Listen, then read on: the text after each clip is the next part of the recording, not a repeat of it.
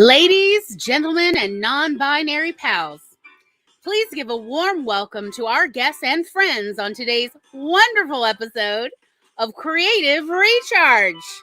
Today's guests are Laura Nettles, Hello. Nia, the vixen of fiction, Hey. Tom, our technical producer, and yours truly, as well as the ghost of Haley Haggerty. Thank you all so much for coming. Oh, it's so ridiculous, but I love doing it every time. I regret nothing. All right. Well, here we are. We've made it. Another Monday. Another show. I just want to thank all my guests as well as my chatters because I see the chat is already populating. Thank you all so much for coming.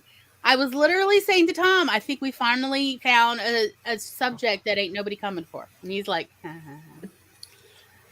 was like, everybody's over middle grade and why nobody wants to come. And he's like, really, Gloria?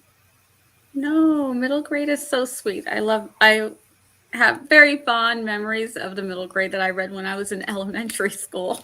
And yes. I continue to still occasionally, just for fun, pick up a middle grade book. It is easy reading, yes, but sometimes it's just nice to get back into the head of what was going on with these young kids. You know, it's just entertaining. If you read for entertainment, if you must be extremely stimulated every time you read something, I understand, maybe not.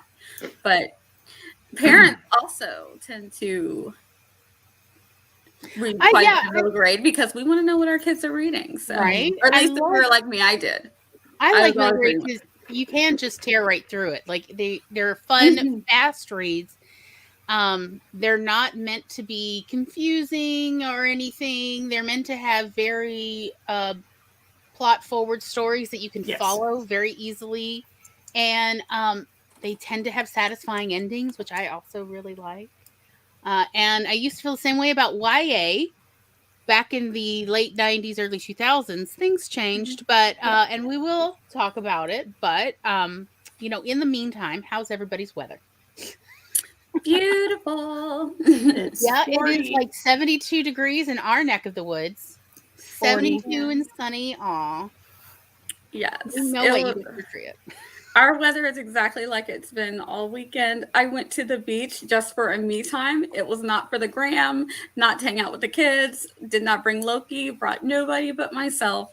Enjoyed the drive. It was beautiful. The weather was in the 60s. It was sunny. People were out on their boats. I had space because it's too chilly it started warming up a little bit around me. So people started trickling in. That was like my time to get out. Time for me to go. But yeah, I was like, this is just a me day. I'm not taking pictures for anything. Like, so it was so refreshing. Yeah, I thought that was really nice. That sounds really awesome. Yeah. So we're still having that kind of weather, but I'm like, no, I had my day. I have too many things to do now. Back to reality. It was raining, and I think in the 30s last night when I took Roy out. We had a cold front come through on Saturday, and it was a high Saturday of 58 and a low that night of like 30 degrees. So it was below freezing. Which it's a little early for us to be that cold, but because normally it's not in the 50s for a high till December. That's Christmas weather for us. But it's not like abnormally early. It was nice and like chilly. Everybody was burning their hickory. Roy has opinions. He's just laying on the couch. We adore him. He's so sweet about it too. That's why I have to wear my headphones. So, because if Loki were to hear him, he'd come up on my lap and be like, "Ooh, what's the matter with Roy?" So I'm like, headphones on. He's fine. Aww. Hi, Roy.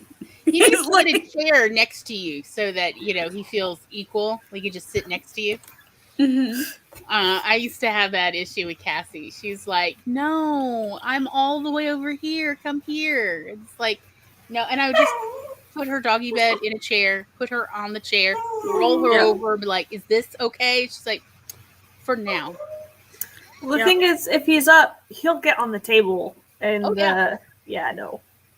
It's, there are things on the table that he wants. Oh, yeah. Yes. Why do you think he's like, why don't you let me up, Mama?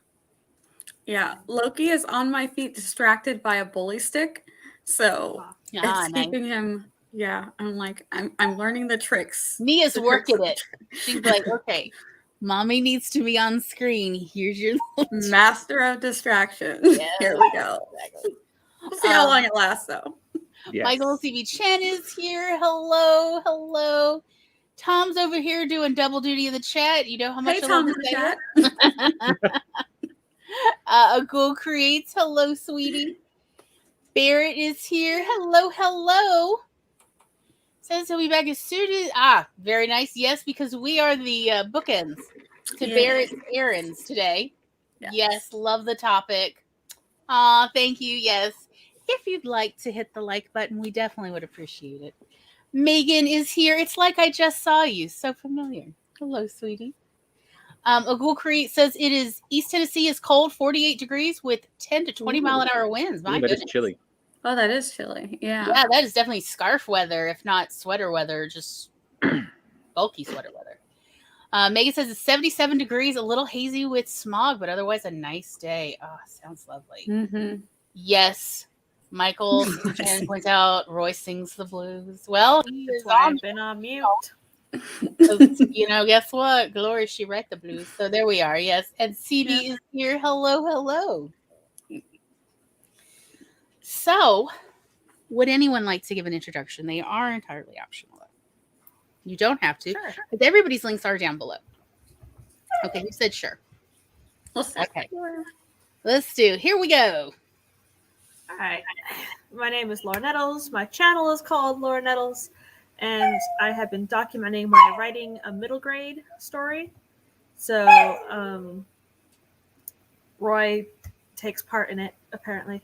But I have written and shelved a YA. I have written a middle grade, which is currently on submission. I have been working on the sequel to the middle grade, and I now have a plot bunny for a YA. Oh, very nice.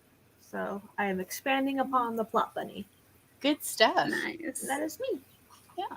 Nia, how are you feeling? You want to do one? Sure, I'll do one really quick. Hi, I'm Nia, the Vixen of Fiction here on YouTube, and I don't know why Loki just started barking. What's going on?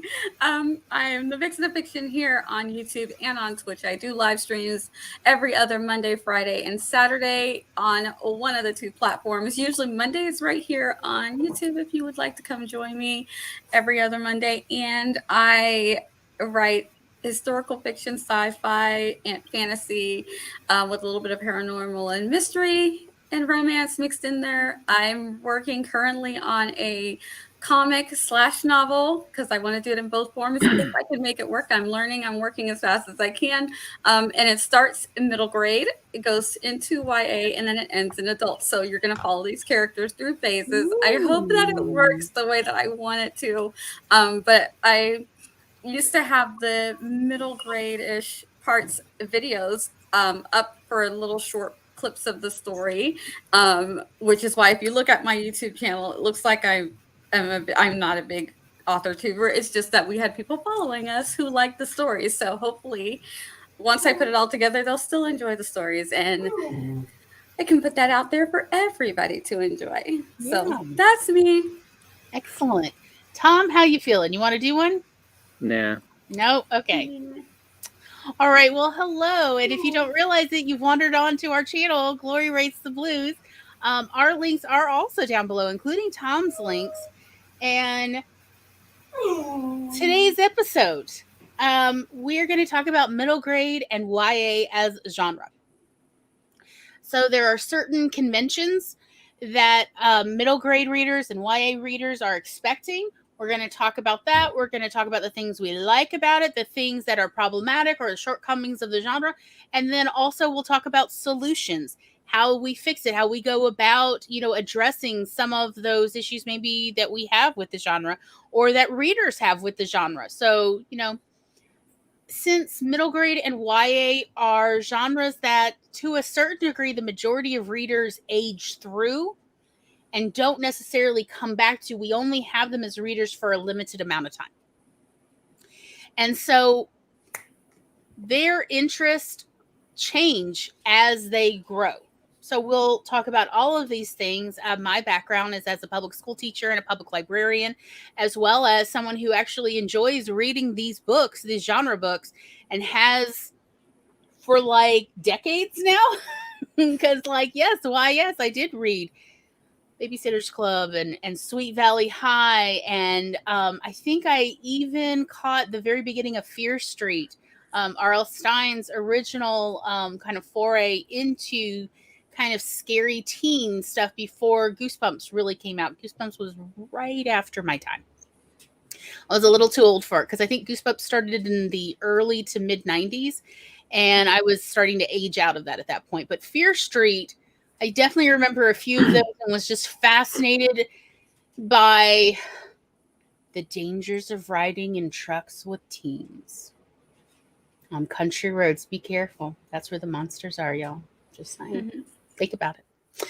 So we're going to talk about all those things and probably a bunch of other things because we're a roundabout kind of gal or group. So just be aware. It's a lot. Like, I have ADHD. I'm not saying anything about the rest, but we do get onto tangents. The thing. So buckle in. If you are having a good time, we absolutely would love for you to click like. It helps the algorithm know that viewers like you enjoy this show, so it'll recommend it to other people who watch similarly to you. If you would like to see more of what we've got coming on, then be sure to click that subscribe button and ring the bell so you get your notifications anytime we've got a new show coming up. And if you think of someone else while you're watching the show and you're like, I think they really would want to watch this or hear what they have to say, maybe you could share. It would be a great way to help our channel grow. We definitely appreciate your support in any capacity.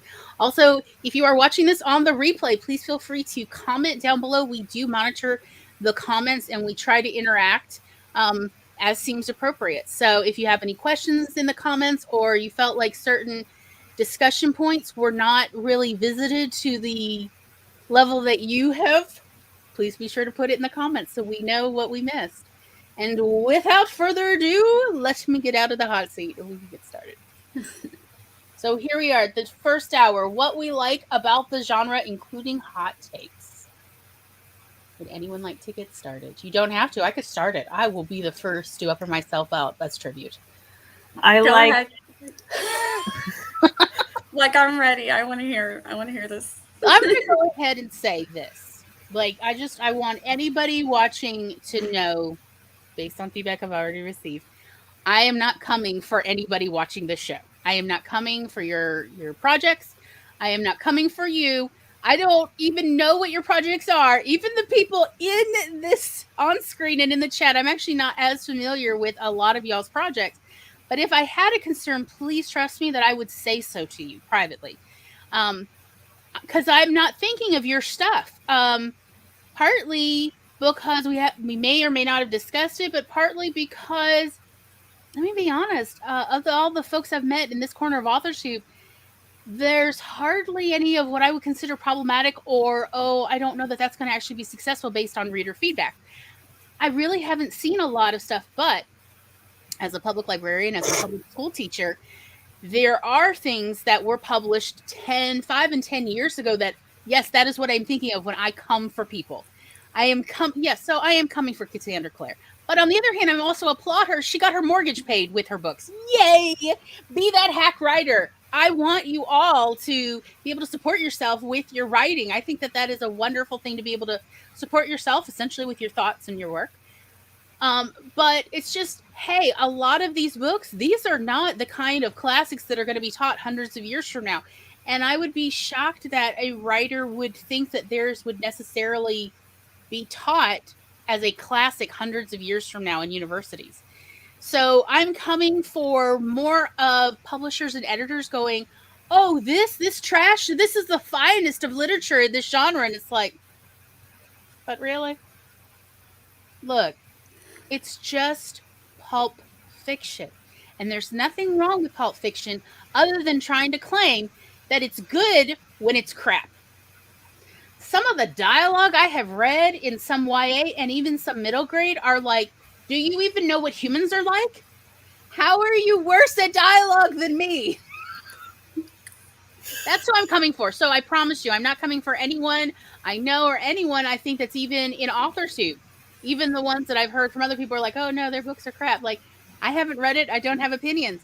I'm coming for traditionally published folks that I had to shelve their books.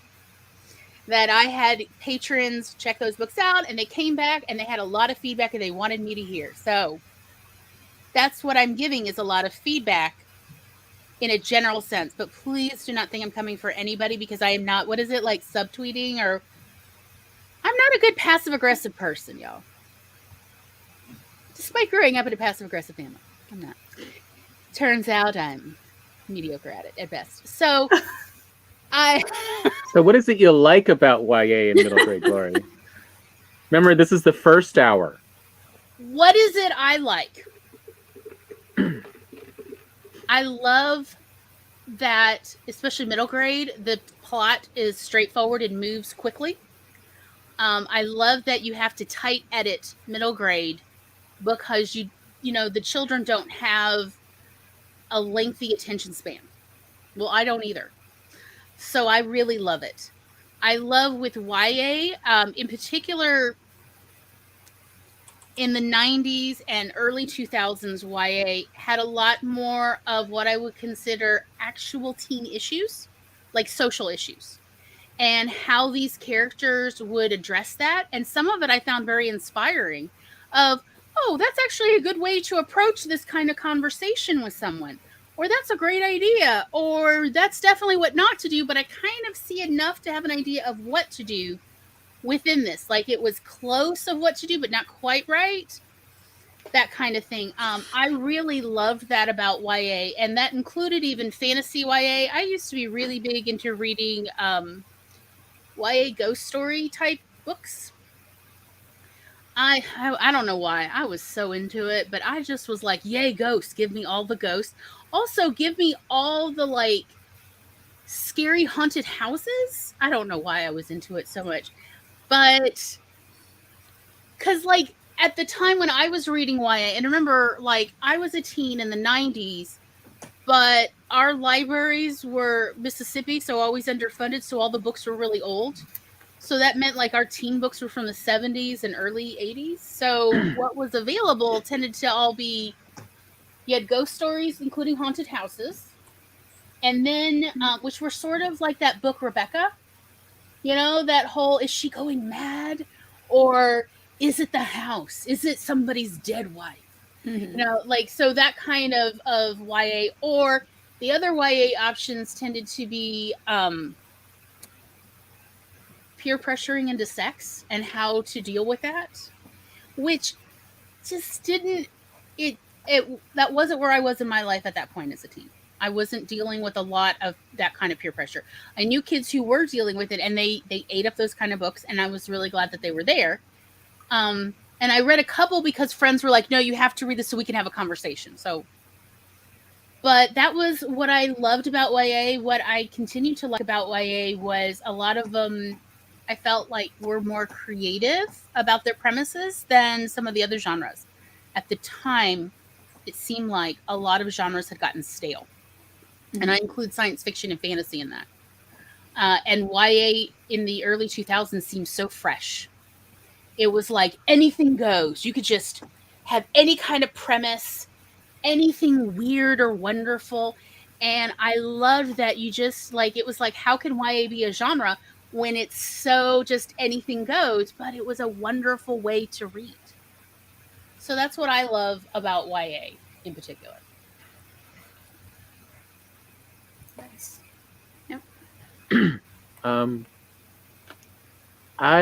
One of the things I was reminded of when I was looking up YA books was actually about middle grade, and finally finding what the term is. What I just usually think of middle grade chapter books, but high-low books, which is high interest, low reading level stories. Mm-hmm. Which again are ones that have to be very tightly edited, you know, because it's for kids who are not necessarily very good readers.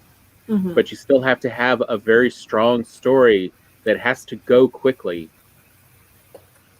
And so even, my late teens and 20s, I still enjoyed reading these middle grade books because sometimes you just want a short read, but that actually has a nice satisfactory ending and has, a good story quality to it. And I really found, middle grade high-low books were great for that. Of, especially like Judy Blume, of where it's not actually a very long story. I mean, they do actually use, a larger text, larger font. Mm-hmm. They're fast reads, but you do get to have that fun adventure of a story, and you're not always sure where it's going. And, and that's what I really love about them is, they're quick reads, or they have seemingly more mundane problems, but they actually are trying to find real ways to solve them. They're, at least when I was reading them way back before this past decade, there was not a lot of supernatural solutions to problems. It was a lot of mundane, how do you convince your friends to help you? How, do you deal with the part where, adults are not going to be of assistance for this issue? It's, it's your problem alone.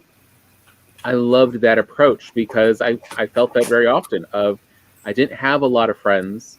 I moved around a lot, so I kept losing the friends I built up. So I like seeing how do you solve your problems? And that, at least for me, was a lot of what the YA was about, was how do you solve problems that are new to you, but not necessarily to the world. Like everyone eventually will face this. Yeah, I think for me, some of the things that I really loved about middle grade books is that it's what got me into reading. I don't think I was very interested in the lower level elementary books, like The Cat in the Hat or whatever. I think that those types of reading were just reading that I did to learn to read. But the first book that made me want to not only read but also write was when in first grade my teacher was reading The Lion, the Witch, and the Wardrobe. I was fascinated by this, and those of us who really loved this part of the day, we would make all of the kids behave so that we could have longer reading time. The quicker we got everything done, the sooner the end of the day came and we could all sit down and just listen to our teacher read the story.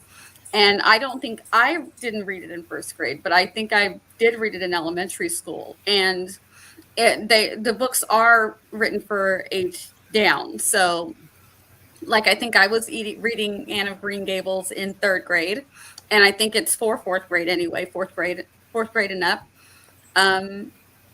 And Anne of Green Gables is one of those that kind of transcends also, because I think I read it again when I was in high school because I just enjoyed it so much. And it's the first time I was really like, oh, I can reread books that I really liked.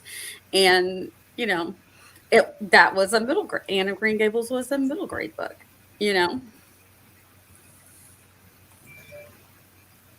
My grocery people are contacting me. Oh my gosh. Okay. So, middle grade, I love.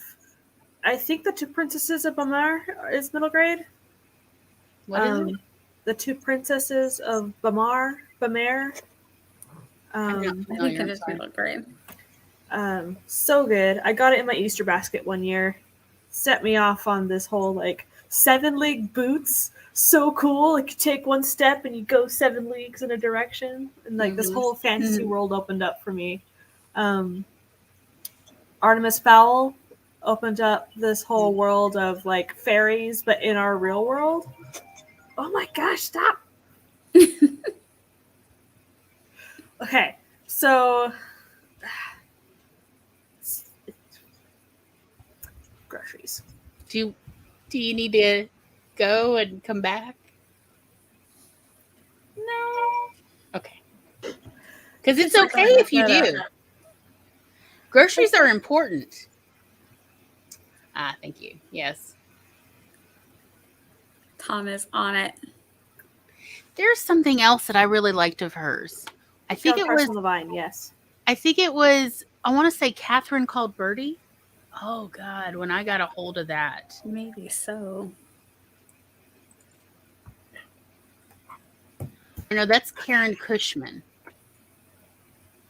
Let's see. But that is another one.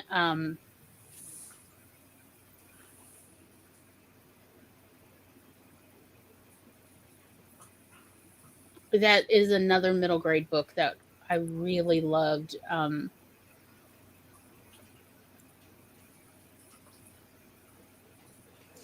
Mostly also it educated me a lot about the Catholic calendar. Oh. I had no idea there were so many holidays, and it makes sense that people would essentially track their calendars before reading and writing in particular was widespread, in part because paper costs so prohibitive as our ink, that instead you'd keep track of the calendar in your head by dates, by, oh, well, this week we're celebrating this, and this in the week, and that you just sort of, you run your life that way. And so it's told like as a diary form. But the one more people would be familiar with her writing is Ella Enchanted. Oh yes, that's right. That's the one I like of hers, is Ella Enchanted, I think. And the book is very different than the movie. The book is very different from all her other books, actually, because I was so surprised when I tried to read other ones, and I'm like, oh, none of these are set up. That must have been a different editor. Which, again, nothing wrong with that. Is just, I was expecting something kind of similar. Yeah. So, yeah, Artemis Fowl opened up my brain to like possible like magical realism, like fairies in our world, and then my side of the mountain maybe want to go live in the woods. Yes, me too. Yeah. And for the mix-up files of Miss Basil E. Frankweiler, maybe want to go live in a museum. Like, these middle grade books opened my eyes to like there's other life experiences that you could have, and it made me want to go and expand my sphere and just want to have all of these life experiences. Hatchet was also great. Yes, I read Hatchet to my third grade. I really feel like my side of the mountain and Hatchet yes is a duo yes. of, oh, do you want to go find your independence early from your parents? I was really surprised with Hatchet. I was reading it to third graders, which were kids between the ages of 8 and 10. And these were all kids who, truly lived in a city. They lived in a more urban city. I mean, all right, you can make an argument that there's no urban in Mississippi, and you're not wrong. But from their perspective, it was a very, city dwelling life. And they ate it up. I had a classroom full of misbehaviors, because being the newest teacher, you get the most problematic kids. That's because the senior teacher in your grade is the one who gets to pick their students first. And of course, they pick the ones who behaved well the previous year. And then it goes down, and being the lowest pecking order, I therefore got whatever was left, which were all the problematic kids, quote unquote. And my kids would do anything in the world to behave so that I would read Hatchet to them, because Hatchet's a little too hard to read for 8-year-olds. But it's absolutely understandable information. It's just the reading comprehension level is a little high. So I would just sit there and read it to them. Let me tell y'all, they would behave for Hatchet. They loved it, because I think there's important elements about self-sufficiency in there that really speaks to children living in difficult areas. Because that's the dream. I know for me, living in a troubling childhood of, wait, I could maybe take care of myself so I don't have to deal with all these incompetent adults. That's the fantasy, right? That's, to finally be able to take care of myself and maybe those I love, i.e. siblings. That's so, that book, was it Boxcar Bertha? Yes, I did enjoy that book as a kid too, which is also another middle grade book. And I found that middle grade is also kind of expanding a little bit, or maybe I just wasn't aware, because I have found a middle grade thriller. It is called The Scandalous Sisterhood of Prickwillow Place. where it's a boarding school and all these middle graders are like, oh no, our headmistress has been murdered. We don't want to be sent home. We'll figure this out ourselves. So it's like, that's so cool. So I feel like pretty much anything is possible in middle grade. Like you have horror with goosebumps and other things. You have thriller stuff at least, and you have all of this contemporary. You have magical fantasy stuff. Like you have the world open, and you are usually a kid's first introduction to that type of book that they are reading on their own, and so you can help open their minds, and you can be as crazy as you want. They have nothing to compare you to. If you're not super original, they don't know. Yeah, that's why I always thought it's weird that we call middle grade or YA a genre, but people do refer to it as a genre, and I feel like it's more of a divide to let you know what level or what expectation to come in. But that middle grade should be able to be fantasy or sci-fi or slice of life even, you know.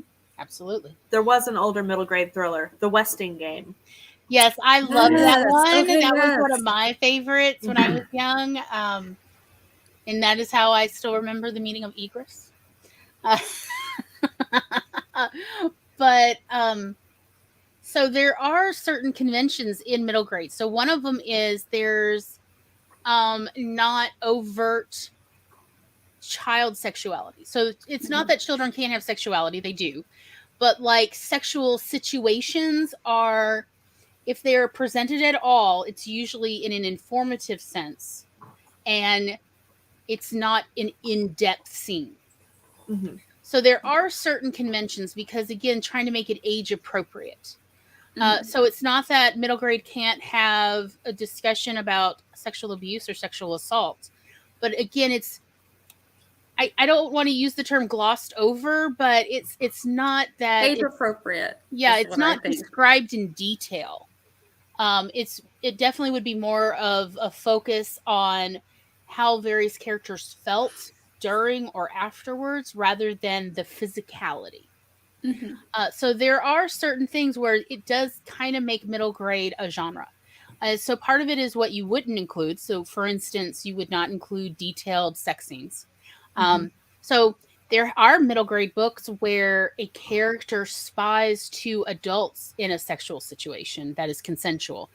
And so they're spying it a little, but even the description is through that character's eyes, so they don't necessarily understand exactly what they're seeing.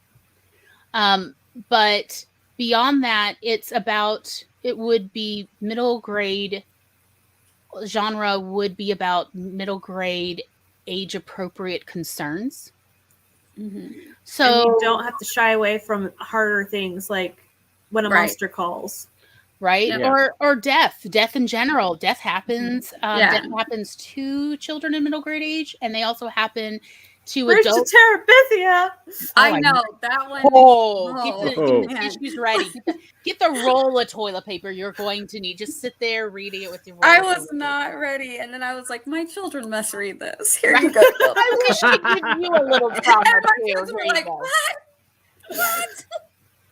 Also, they still might be a little mad at me for that, but I'm like, also sexual, but also romance. You're not going to see real romance. You will see caring and compassion. You'll see a lot of need to take care of others, and you'll see some kind of friend romance. You can see friendship romance. And sometimes crushes are fine too. And I will tell you, if there are a lot of moms and librarians who are scouring these books, if you think you're going to slip one in, just be prepared to be on a banned list. Because even though I like for my kids to read lots and lots of things, there are things that I'd be like, nope. Because I just don't feel like you're old enough. And as I feel like you're old enough, then there you go. And that's a parent's prerogative. And, and different parents are at different levels with what they're going to allow their kids to read. For me, once they got, high school 15 or so, I was like, you guys kind of know. Yeah, read whatever you want. Yeah. But especially elementary school and middle school, I'm like, reading all of it. So, like it or not, some of us parents and librarians too are out there, doing this kind of work because, I mean, parents need to know, So sometimes I think some libraries do go overboard with what it's like, this is ridiculous. You don't need to ban this book. And you don't need to, I think you guys were talking on one of the streams about how they were blocking things off into like the dark recesses. It's like, no, just let parents know what something is and parents can decide, that's fine for my kid. You don't need to banish things to it. So just be aware, writers, as you're writing these things, that this is out there. Keep in mind, there will always be a subset of children who are like, oh, it's banned. Oh, I definitely want to read it then. Mm-hmm. And that was how my mother got me to read a lot of books that were reading wise a little bit more difficult to read for my reading level. It's banned. And also, if you read it, my mother would offer to get me the movie if I would read it. Mm-hmm. Or if there was no movie, I could get $20. Oh. So, yeah, $20 in like early to mid 90s money. That's good money, y'all. That's good. Yeah, that is. That's like a whole weekend at the mall kind of money. Right? Yeah, that's at least a $50 now. I just want to point out a movie theater ticket in like 1993 for us was like, what was it, $250 for the Saturday matinee. Yeah. Right. So good money, $20. Yeah. So, but like if it was banned, I was so much more likely to read. I'm like, oh, what was it banned for? And she's like, well, and that included that there were some sexual situations that it was banned for, or it might be political reasons it was banned, or because of some books were banned because they were anti-racist. And my mother's like, hello. And I'm like, let me see what the conservatives did not want. And that's one of the reasons why I like to actually read the book. I'm like, what are they saying is wrong with this book? This is right. Yes. So come on. And essentially what ended up happening was I would read it and then I'd always want to talk about it with mom, because so she essentially was like cultivating her own tiny book club with me. Because I did not want to spend much time with my mother. We did not get along a lot of the times. However, we didn't argue about books. We just had our opinions. Everybody respected each other's opinions. It's totally fine that we disagree. But it was one of the ways my mother found to connect with me at a young age, but where I was still starting to grow apart from her. So highly recommend. Trick your children into reading banned books. It's fun. And then essentially have your own book club of banned books. My mom would read books before she would let us read them. And if we all wanted to read it, she'd just sit us all down on her bed and read it out loud to us. So that was the best. But she'd be reading it and she's like, I don't know, man. So that was the second Harry Potter book when the voice in the walls is telling him to kill. And it's like, what? I can see that. I'm like, maybe. And then the fourth Harry Potter, she was like, this is kind of dark. But I was like, Mom, no, you can't do this to us. Please. Which might be why my kids are not scared of anything. They're just like, that's not even scary. I'm like, really? Really? It's important. I'm like, maybe I wasn't strict enough. I think it's important in YA to have death as a subject matter. It's definitely a subject matter children are interested in. They don't have a lot of experience with death. And yet they see how adults are emotional about death. And so they're trying to get a grasp of it. And what a great way to get a grasp of it without actually having to experience these tragedies firsthand is through books. So I actually think death is a really important subject in middle grade and YA. Mm-hmm. Both peer death, family death, all kinds of death, have everybody or whatever. But here's a good list, by the way. Yes. We do like the American Library Association. Yeah. And then I also let I can't remember, I wish I could think of it. If my daughter was here, she'd tell me. But there was a book written very middle grade, and it was, I think it was either a true story or based on a true story about a girl who survived Katrina. And I also let my kids read that one, and my daughter was also quite devastated, but she's glad she read it, and it sticks with her. She remembers, now, because she wasn't born when it happened. So she's like, oh my gosh, it was so bad. It was a way for her to understand what we were going through watching it. And I think some of you guys kind of lived through it. We lived through it really developed a good sense of empathy, because we go through hurricanes and we're just like, it's a hurricane. So I was like, I was literally talking about it the other day to Tom I was talking about it with Everett on Saturday's Opera Chat about after Katrina, the grocery stores were literally empty for 7 weeks. And I lived on MREs, and MREs, y'all, are horrible. You don't want to if you don't have to, but they had reinstated the university classes. And so I paid for it. I would owe the state money if I didn't go because I got loans for it.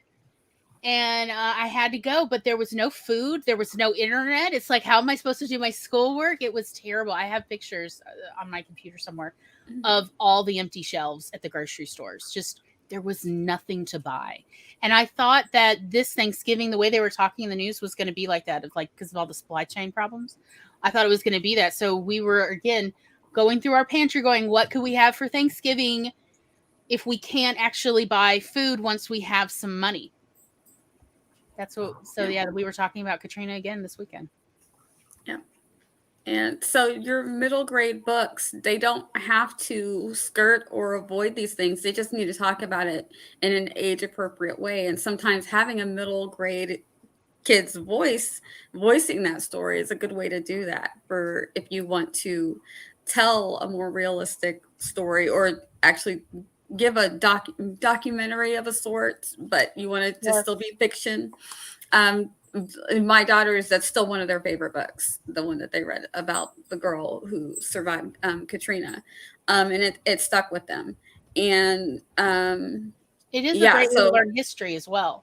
Mm-hmm. Is that first person narrative, even if it's fictional, it is a wonderful way to explore a historic moment in human history. Yeah. Because before that, I think they had heard about Katrina. There's always an anniversary of Katrina, and then they had heard my husband and his friend they actually went down. They were part of what was helping out, handing out those MREs, guys. And so but they didn't really know. And then I was like, well, I think that it says that it's age appropriate. I read through it. I was like, oh. And so, they read it and they were like, oh, devastation, but whoa, that's what really happened. It's like, yeah, that's what really happened.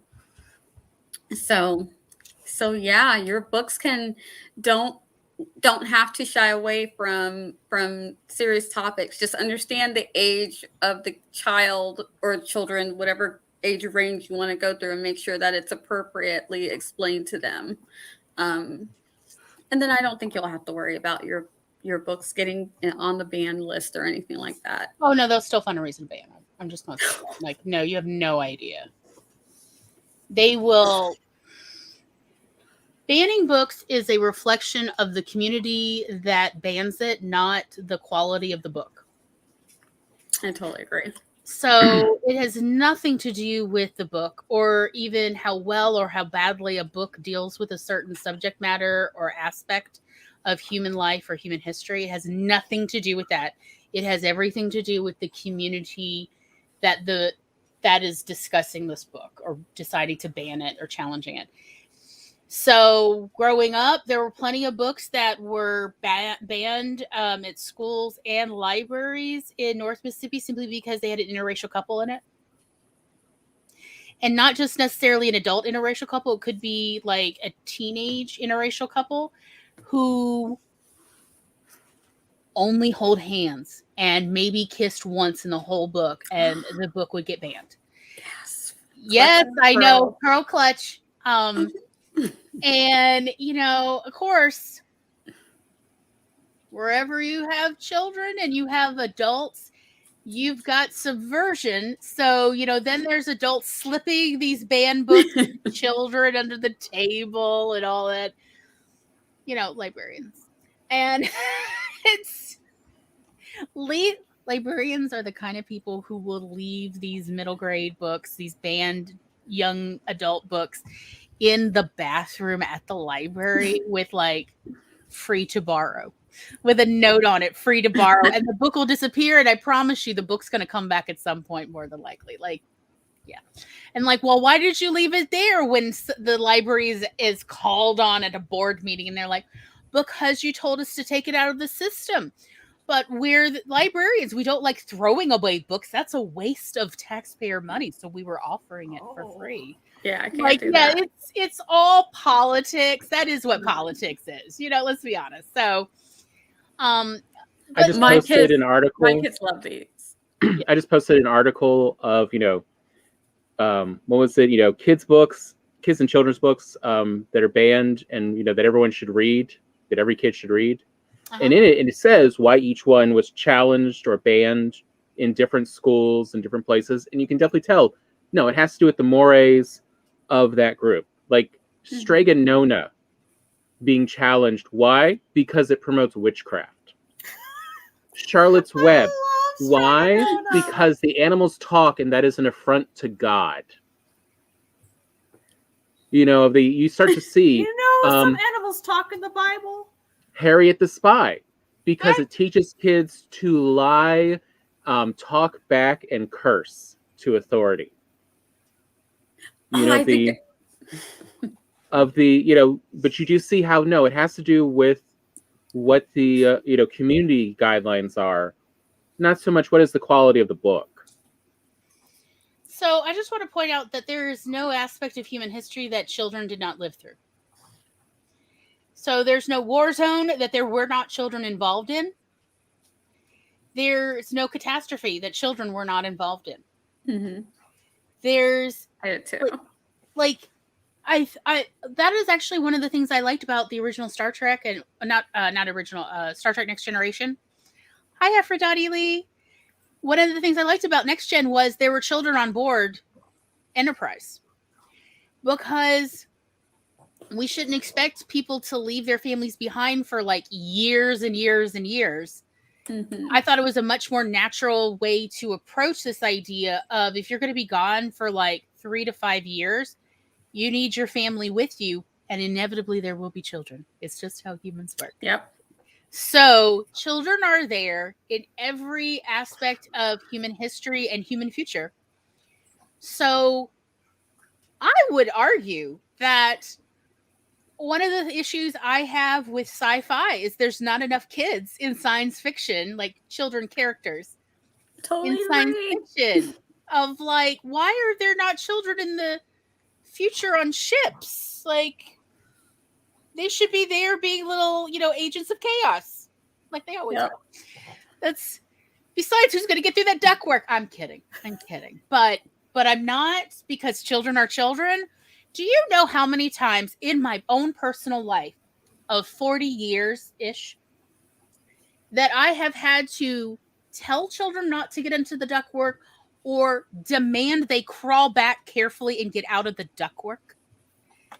More than I think is appropriate. And I think appropriate is 0 or 1. And it's been way more than that. Of who told you to do this? Where did you get this idea? No one has to tell them if they think, there's a place I could go. Size. The ducks I can fit in there. So I thought it was meant for us. That's exactly what it is. It's like a secret hiding place. Yay. Yes. Glory, I might have been one of these children. Stop doing that. Again, I'm not coming for anybody. I don't know your personal history. But if the shoe fit, anyway. I mean, I like secret. If you're hiding from a murderer. Yeah. You never know. I did say I was tormented when I was a kid by horror movies. I'm I need all the hiding places. Where can I go? So, yeah, it's I feel like you just essentially said that cats and children share a lot in common. Oh, I mean, they do. I say that. I mean, I've been working with kids since I was 11. That's the first job I ever got. If I fits, I sits. Yeah. I did stop my brothers from getting into the washing machine or the dryer. I can't remember which one they were. But I was like, this one doesn't sound like a good idea. I mean, some places like climbing up on the roof, that sounds fun. But something about getting into the washer or dryer, I don't think we should do that. So we would hide in the dryer for hide and seek. We put our sister in the dryer and turned it on. That's what my brothers. I mean, we tricked it and kept the door open. And it was just for a moment to see, like, she thought it was fun. But it did take all three of us. Yeah. I mean, we're not going to do this, I do not recommend this. Don't do this. Don't try this at home. Ever, ever, ever, ever, ever. But, we were unsupervised. I was the oldest and I was involved. It was before, adult supervision had been invented. It was right before. Yeah. It was on the cusp of adult supervision being invented. We were allowed to do some crazy things, you guys. You have no idea. Wow. Isn't it good that children bounce well? Yeah. Yeah. I don't talk about that story of a waterfall and my best friend almost dying, almost going off the waterfall. We'll just play on top where the water's going off. We're fine. The water's not too fast. Not paying attention. Next thing you know, just everyone's pulling. Don't drop. One of the YA ghost stories that I read, and it was a ghost story romance, y'all, so enjoy this, was where the ghost was a boy who had drowned in a lake when he was skinny dipping with friends. And he went, under the water to go see what something was, and he got caught and he couldn't get loose and he drowned. And so he was haunting the lake essentially.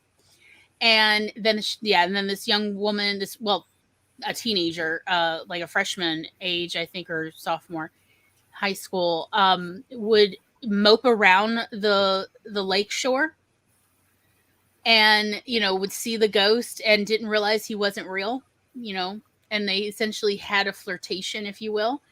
But on the other hand, I have to be honest, as a reader, it taught me a lot about be careful about swimming in areas without other people around to help you. Be careful about swimming in areas that are not expressly intended for swimming. Be very aware that it can be dangerous. I didn't realize the dangers of it till I read this book, and because it went into detail about this ghost has now become an expert in all the ways other people can die in the lake because he's now witnessed, decades of this. And I was like, oh, wait, what? And so it was essentially a very educational book about the dangers of water sports. I mean, actual water sports, not water sports. Anyway, but you know what I'm saying. And it has stuck with me. I became very careful around, water activities of, I don't know if we should just swim in any old creek, y'all. I'm going to stay on the shoreline because this, this character really stuck with me about it's very easy to die in certain situations, not all situations in that, but it can go wrong quickly. And this was before cell phones, but even now, they don't necessarily get there that fast assistance. So also don't noodle alone. Yes. Preferably have 2 or 3 friends with you if you're noodling. Yeah. Aphrodite, we had a similar situation because we had jumped off of a regular length roof before and didn't realize how much difference it is to jump from a higher roof. And when we landed on our feet, you could feel it all through every bone in your body. And we just realized, you're a child. You don't realize. You think, I just jumped off the swing set. Cool. How high can we get? And without that adult supervision, because the parents used to send us out all day and we just had to be back when the sun came down, we would just find a higher and higher spot to jump from. And 2 stories, your little body can get hurt. And we felt it for days. I would tell my brothers, do you still feel it? And they're like, yeah, don't tell mom. Oh my God, you're so lucky. I know. Yeah. But I mean, that can be one of the benefits, though, of middle grade and YA stories is you can put real personal experiences to warn readers who, might benefit from it. Because when a reader reads a book, it's like they're living the life of those characters without actually having to make those mistakes. The brain can't tell the difference between reading a book and living it. Okay. Yeah, your brain cannot tell the difference between reading a book and living that life. Mm-hmm. There's no difference to our brains. So we still gain the experience points. Yeah. And I think that's one of the reasons why in middle grade, a lot of times there's still a parent or figure there in the peripheral, where then once you get to YA, there's more likely to actually be gone. So there's like layers of, as you get into the upper middle grade, and where you notice that more and more the parents are out of the picture, like with I think Captain Underpants and Diary of a Wimpy Kid, the parents are still in the picture. The kids are still getting into trouble. And then depending on the type of story you're trying to tell, you've got Harry Potter, who's got guardians, but they're pretty terrible. You know what I mean? And so you've got these levels of there's some parental supervision until there's till you age up to where, because the older kids get, the more they don't want the parents around. And so you'll notice that in books too. There's one parent or both parents, but they're working or they're off doing their own thing, so the kids can still get into some trouble. And younger kids aren't quite running away from their parents to the level that upper middle grade and high school kids are, like, they don't want their parents anywhere around. Yeah. And you'll notice that in your stories too. So when they're really little, they still kind of need a parent around there to keep them alive. That's true. And they're also still willing. They're still curious to ask their parents for advice. Like that is one of the other reasons to keep them around in your stories. Is at that age they still want to go to someone much older who knows more than at the YA teenager age, where it's more of they're only interested in peer knowledge, not, older knowledge. Agreed. So, shall we go ahead and do a bio break? Sure. Sounds good. About the right time. And also, it'll give Laura time to collect her groceries. Yes, and I'm parched, so you guys, I made it. Yes, you did. You did a great job. All right, y'all. Well, we will meet you back here in about 10 minutes. We're going to do a little bio break. Here, now's a great time. Make sure you got something to drink. Maybe stretch a little. Is it snack time? It's probably snack time. We're throwing that out there. All right, we'll see y'all in a few minutes.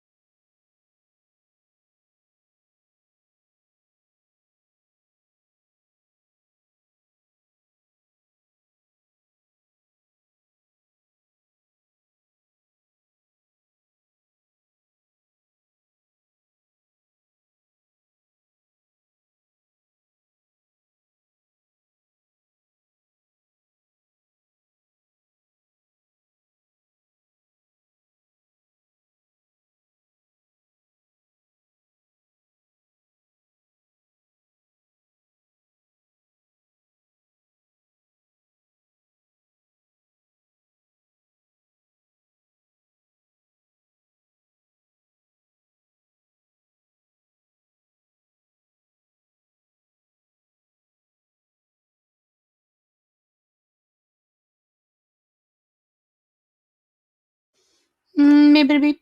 Maybe beep. Maybe beep beep beep.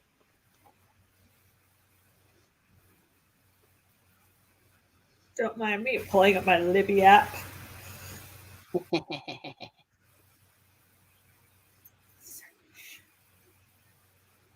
Alrighty. How did everybody do? Did you get something to eat? I spelled it wrong. I didn't spell it with a U in Shutter. It was an I. Uh-oh. No.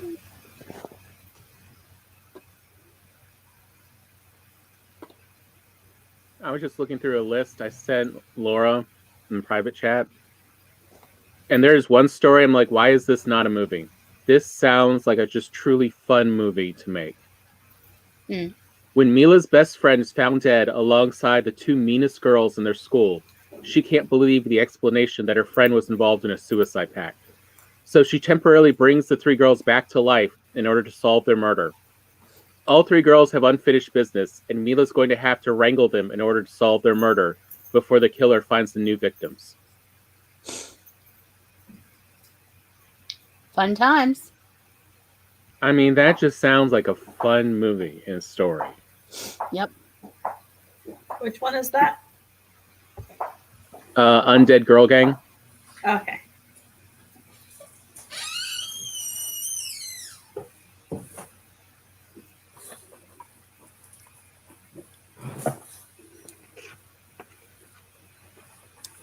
So, here we are at the top of the second hour.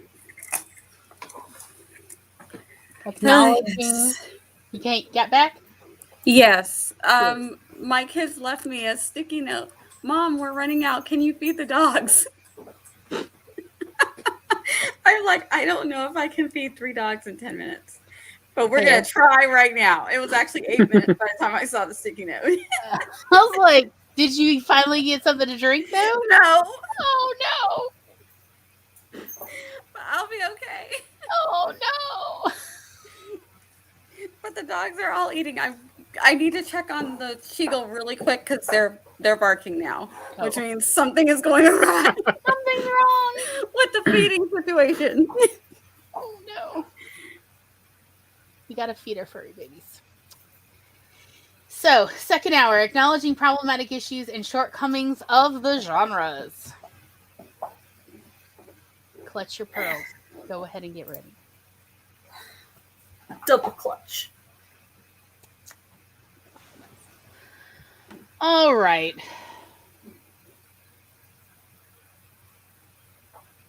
Laura got to hear a preview of my complaints against YA. Yes. And was like, are you coming for me, Glory? No. So, okay, you go first, then I'll give my why you're coming for me. No, it's okay. It's my issues with YA as it stands now are, two-pronged. Number one, my main issue is YA is no longer appealing to its target audience, which is supposed to be teenagers.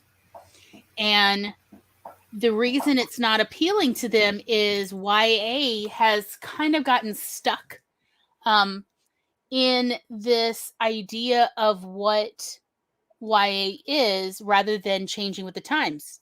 Teens' concerns have changed. They are not the same concerns they were in the early 2000s. Because the world has changed and the world is changing quite fast. Gen Z definitely is a age group that has grown up with the internet, always with the internet. They've never known a world without it. And so they see the world differently. They see the world as it's very easy to connect with like-minded individuals. You can do it with memes. You can do it with dog whistles. It's easy with social media platforms to connect with like-minded people and then mobilize for whatever reasons they want to mobilize, whether it's to storm Area 51 and Naruto anyway. I know. One kid did. One did. question. Yeah. But like, it is possible to mobilize for whatever reason, whether it is a certain cause or it's for something absolutely ridiculous. It's relatively easy. It's low cost or no cost to do so, other than the gateway to entry, which is usually just the cost of a phone, because you can use Wi-Fi. There's enough free Wi-Fi around that young people have ways of doing that. They don't even need cell phone access in order to mobilize. When I say YA is not addressing this, I am not talking about like our indie authors. I am talking about traditional publishers are not buying manuscripts that take this into account and that really are addressing what are teens today interested in and how do teens today look at the world. So that is my main issue, because for the most part, as a teacher and a librarian, I just want readers to be happy with the books that are being targeted at them. I want them to find the books they enjoy. And when they're like, there's nothing out there for me, I guess I'm just not a reader. Oh God, it just shoots me in the heart every time I hear a young person say that, or even an adult say that, because they have not been served their whole life of like, oh, just shoot me dead. Oh, that's terrible. The world has failed you, and I'm so sorry, but we have to find some books that appeal to you. We have to. Because I've worked as a reader advisor all of my adult life, first indirectly and unofficially, and then officially in my capacity as a teacher and a librarian. So that is my main issue with YA. My main issue with middle grade is, again, it has to do with publishers. They have a tendency to buy manuscripts that are, oh, children live sweet little lives and nothing bad ever happens. And I'm like, F that. Maybe your childhood. But parents love those books. Yeah, and that's why publishers buy those manuscripts, is because parents will buy these books that children will not read. And libraries will buy these books that children will not read. And then children will go, oh, maybe I'm not a reader because I can't find any books that appeal to me. I guess I'll just move on with my life. And again, just shoot me in the heart. Just right here. Right here. Just shoot me and end my misery, because that just breaks my heart. That is not true. There is a book for every kind of reader, and there is a reader for every kind of book ever made or will be made. Like, there's a series of unfortunate events. There are the miserable lives of children who are suffering, and the adults are just horrendous. But those even are so much fun. Those problems in a series of unfortunate events are a kind of sweetness that are not actually reflective of the issues that children are actually grappling with. Yeah. And also, that was only done because while the writer was going under a pseudonym, that writer was already incredibly high earning for their publisher. So the publisher was willing to go out on a ledge for them. Take that risk. But that's the only reason, because they would not have bought that from a unpublished writer. Yeah, it wouldn't be a debut. Yeah. So those are my main issues with middle grade and YA. Like, is essentially what's really going on is there's way too much sick gatekeeping. There's a certain level of gatekeeping that I understand because we're dealing with readers who are inexperienced. So I get the need for curation. I get that.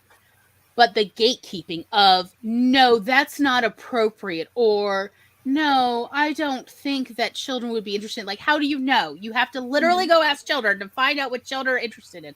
You have to literally go ask teens to find out what teens this year are interested in versus last year or the next year. This is how it works. And people are lazy and are not willing to do the work. Or it's not that they're lazy. They know full well this is what they're not interested in, but they are not interested in providing what the readers are actually interested in. That is my main issue. And it is with traditional publishing. It is not with indie authors.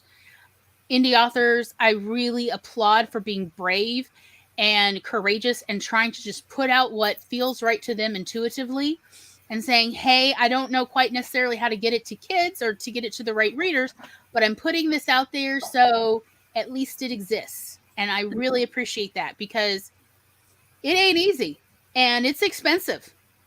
It costs money, and you have no way to know if you'll ever even get your return on investment, let alone a profit. And just like anyone else, writers got bills to pay. I mean, another, to me, great case in point of just how hard it is to get them to invest in a non, already established trope that, oh yeah, this is already sold well. Gilbraith's HP series, famously, rejected by, 20 different publishing? I thought it was 21, but yeah, somewhere in there. And it was only ever picked up because the president of a publishing house took a manuscript home and their 9 or 10-year-old read and is like, I love this. When's this going to be coming out?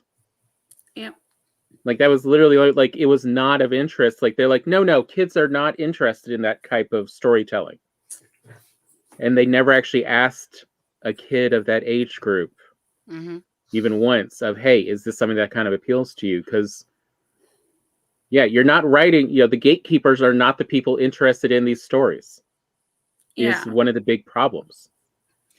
And the gatekeepers have a vested interest in keeping children uninformed and selling this lie that childhood is meant to be beautiful and whimsical, rather than childhood is really hard.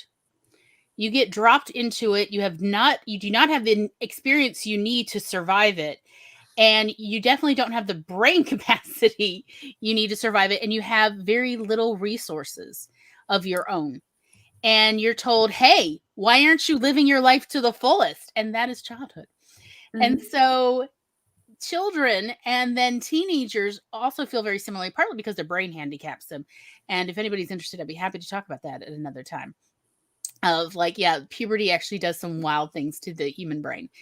So they're trying their best, and frankly, they're doing a terrible job, but not, because of their own fault. The teens' brains mess with them, and they can't even gauge facial expressions accurately. So they are very desperate for books that address these issues they're grappling with, and they don't get these books.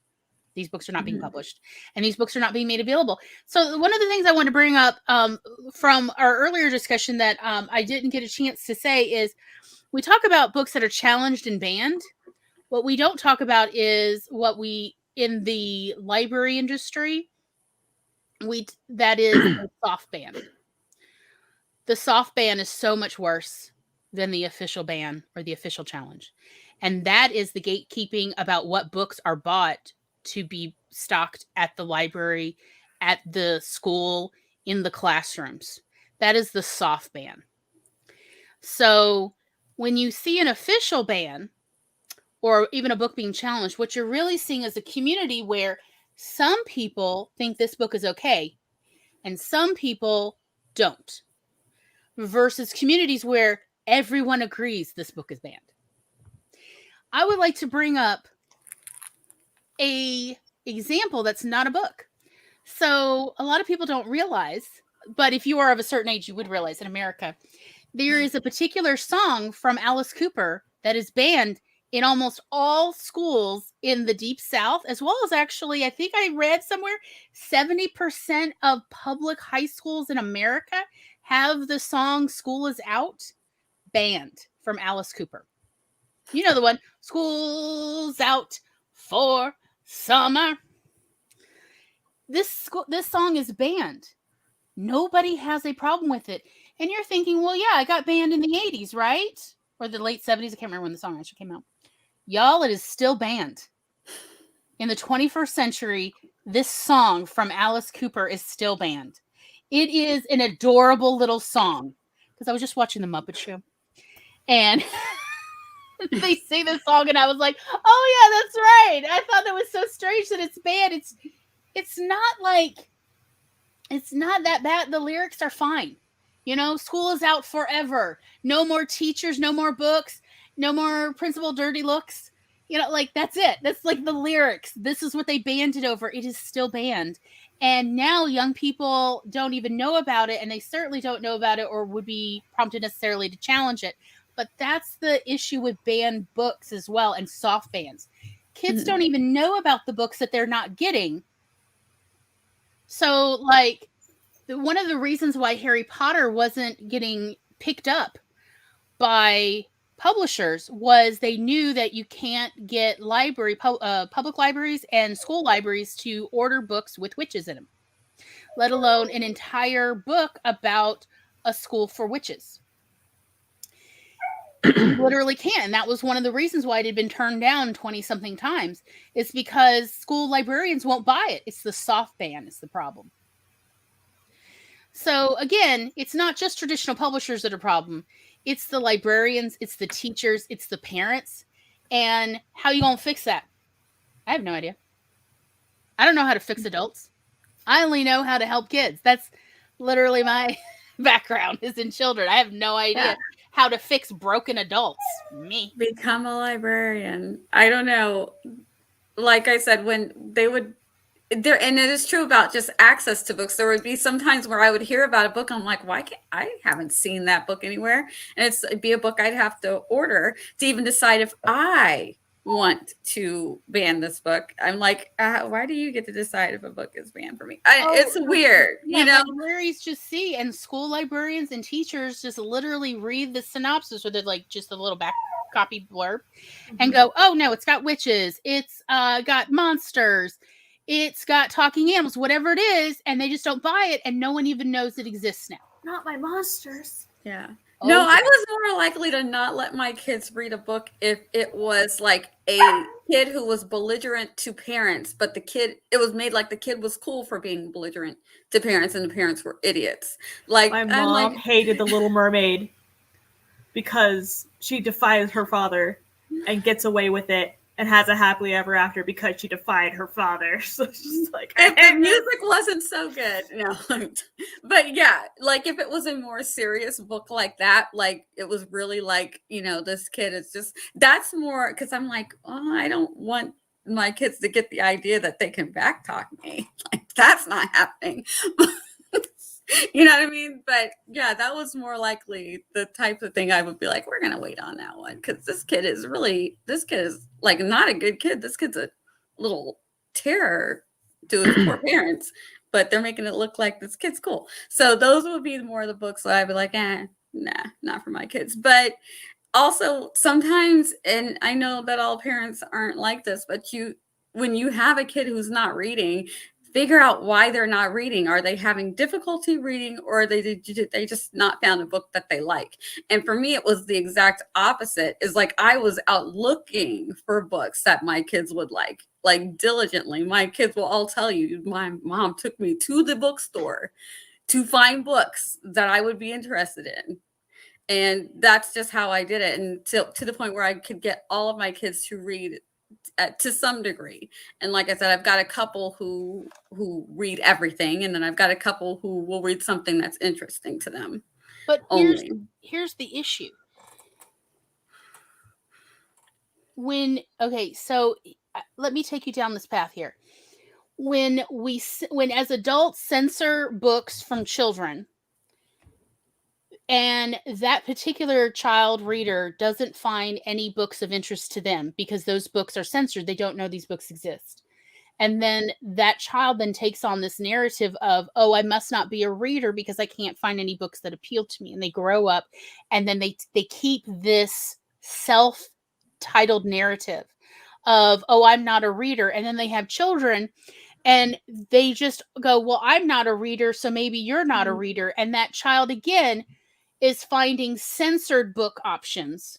So they're not finding a lot of books that are very diverse or come from a variety of backgrounds. And so they don't find any books they like. And they go, but mom or dad, I don't find any books I like. And they're like, well, maybe you're just not a reader too, like the rest of our family. Not realizing the reason you're not a reader is because you have had so many books. I would say the majority of books available to you in your reading comprehension level have been withheld from you access wise. And they continue this narrative and it goes on for generations. Mm-hmm. And so those parents are not trying desperately to find books for their kids because this narrative is so strong and it is so negative. But it sounds like it's not a big deal to just not be a reader. Yeah. Then you can just have another hobby if you're just not a reader. Maybe you're a jock. like as if somehow football and, you know, track and field people don't enjoy reading, you know, whatever. Right? Like, right? okay. But like, that is, it sounds like an innocuous narrative of, oh, they're just not a reader, versus there are people who consider themselves not readers who in fact are undiagnosed dyslexic or have other reading disabilities or other reading challenges. And they haven't been diagnosed because they didn't read enough to even figure out they were struggling with it. Mm-hmm. That is there. But there is also a much more common one of simply all the books that would have appealed to them were censored out of their library, out of their school, out of their bookstores even. And so they thought, it's just me. I'm the problem. There's no books that appeal to me. So I'm not a reader. So when they grow up and they have kids, they also think, well, I'm not a reader. So genetically, maybe you're not a reader either. And they don't pursue that to make sure their kids find books that they want to read. And then those kids grow up, and this goes on for, when does it get fixed? It doesn't. More and more censorship. And that's where it's coming from, is people think, well, it's not so bad to ban the books from kids. They'll grow up and they can read whatever they want. It's like, no, you're setting the tone. The censorship is like, I don't want to say censorship is like sexism and racism, but it's part of that prejudice where it sets the tone for an institutional level of like ripples in the pool that go on for that person's whole life, and they don't even realize everything they're missing. Like, so somebody who has this narrative of, oh, I'm not a reader because they never found books when they were young that appealed to them, that means that they've missed out on all of these lives they could have lived by reading books. They've missed out on maybe reading from the perspective of, you know, someone of a different gender, or somebody with no gender, or somebody of a different, you know, racial background or cultural background. They've missed out on living all those lives. So they're in a tiny little box of their culture's making, and they don't even realize that they've been living their whole life in a tiny box. And that's the issue, where censorship really is a true evil, and people think it's not that big a deal.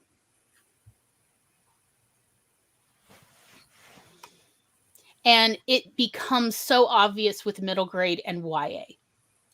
Becomes far more obvious with that than, say, science fiction and fantasy, where we're like, well, adults have free will. They can like just search a little harder, as if people have that kind of time and energy after, you know, working their jobs and raising their families and taking care of everyone else, as if they have the time and energy, let alone the mental resources to keep them searching in their little bit of energy to find the books, as if that. But then it really becomes obvious when we're talking about children and teenagers who don't have resources necessarily.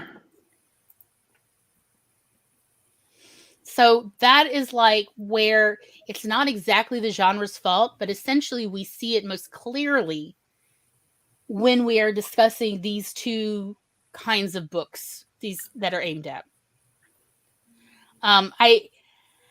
I am personally of the opinion of, if a child is old enough to be interested in this subject matter, if they read the back blurb and it appeals to them, let them read it. Even if it has problematic characters, even if it has characters behaving in ways that are really ugly and awful, because then the parent can say, I'd like you to read in like every chapter or so, maybe we could talk about it together. And also, or I want you can read this, but I want you to understand that like rude behavior to adults is really not okay in real life. But it's okay for characters to explore that, and then we can talk about it.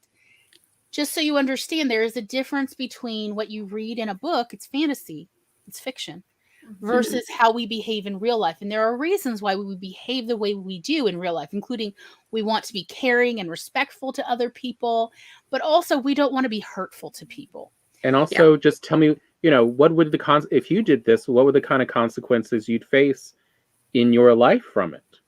Versus this character doesn't have to face those consequences. Yeah. And all I can tell you is that I know a lot of parents who have, especially like I have 4 kids, that just wasn't happening. Like I said, when I felt like they were older and more understood, if you act like this kid, you're going to be grounded until the cows come home. but when they're very little and they're like, Mom says no, but this book, it's like, I've got 4 kids to do it. They can read this book later. It's not the end of the world. I will find them something else. But I mean, and I understand that not all parents are doing that. They are certainly not, unfortunately. But you've got to understand that there are a lot of parents who are just going to see that and just be like, oh, no, and then never follow up. So just understand that when you're writing your books. And I agree. Like, I don't believe in banning or censoring books I'm personally of the opinion I believe in letting parents have some discretion, but parents got to be willing to do the work at the same time. If you're gonna, I'm actually familiar with the book series Horrid Harry. We had it at our library too. And gosh, let me tell you, that was like they tried to. Several parents were like, "You shouldn't ban this book series." You know, like they were very much. Several were like, and we were like, "Okay." I was like, "Okay, let me make a suggestion to somebody." One time I did to one of my it was a young boy who wanted to read it, and the parent was like, no, I've heard about that. And the school library had already banned it. They didn't ban it because I asked the librarian, because like I literally called her up. I know who she was. There are so few librarians in my town that like I literally could call all of them up. I thought you'd gone to college with that librarian. I did. Or was it I went to college with them? You went to college with her. I did. Okay. She came a little after me, and I was like, "So you banned Horrid Harry?" And she's like, "No, we didn't ban it. We just didn't buy it." And I'm like, "That's called banning." That's banning. It's called banning. And she's like, "Not legally." So, and I'm like, Anyway, so this is what I suggested to the parent. Why don't you let him read this one book, and then we ask him if he understands the difference between Harry is misbehaving, and that's not okay for kids to actually do. So little boy read the book, and I say little, I think he was like 7. And he comes back and he's like, "Is there more?" And I'm like, "Okay, but first, where's your mom and dad? We need to have a conversation, the 4 of us." He's like, okay.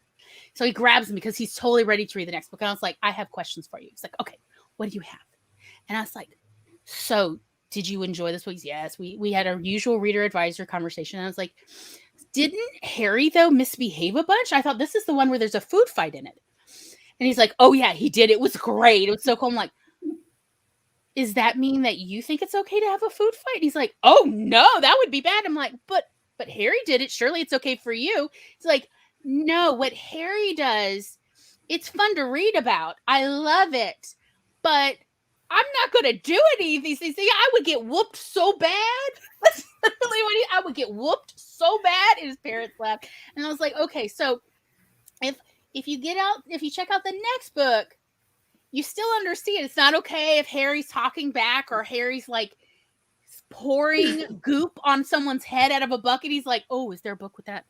And I was like, "Yes." But again, you understand, like, it's just fun to read, right? It's not real life. He's like, "Oh, I get it. I would never." He's like, "I don't think I'd actually be friends with Harry, honestly. But, thankfully Harry can't understand that because it's fiction."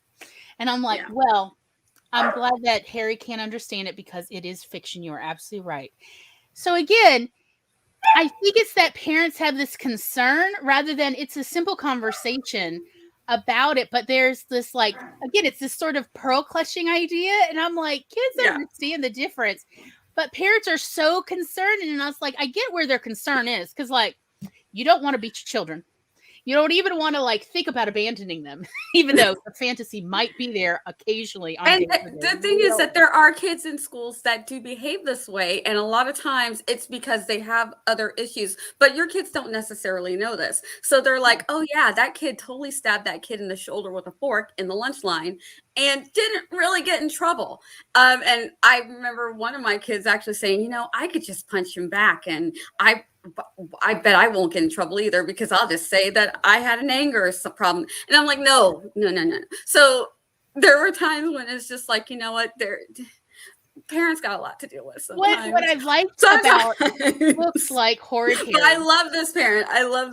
And what I liked about it was that kids were using these books for the exact same reason adults use books of, like, now we can now discuss what we thought of all the behaviors of all the characters with our friends, rather than talking about a real child who has maybe behaved poorly in the lunchroom.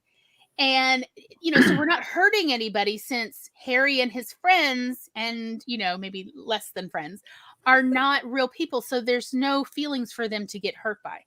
And so that's why I actually think it's even better to have books with really questionable behaving characters in it, because children then can discuss and go, well, what do you think? I agree.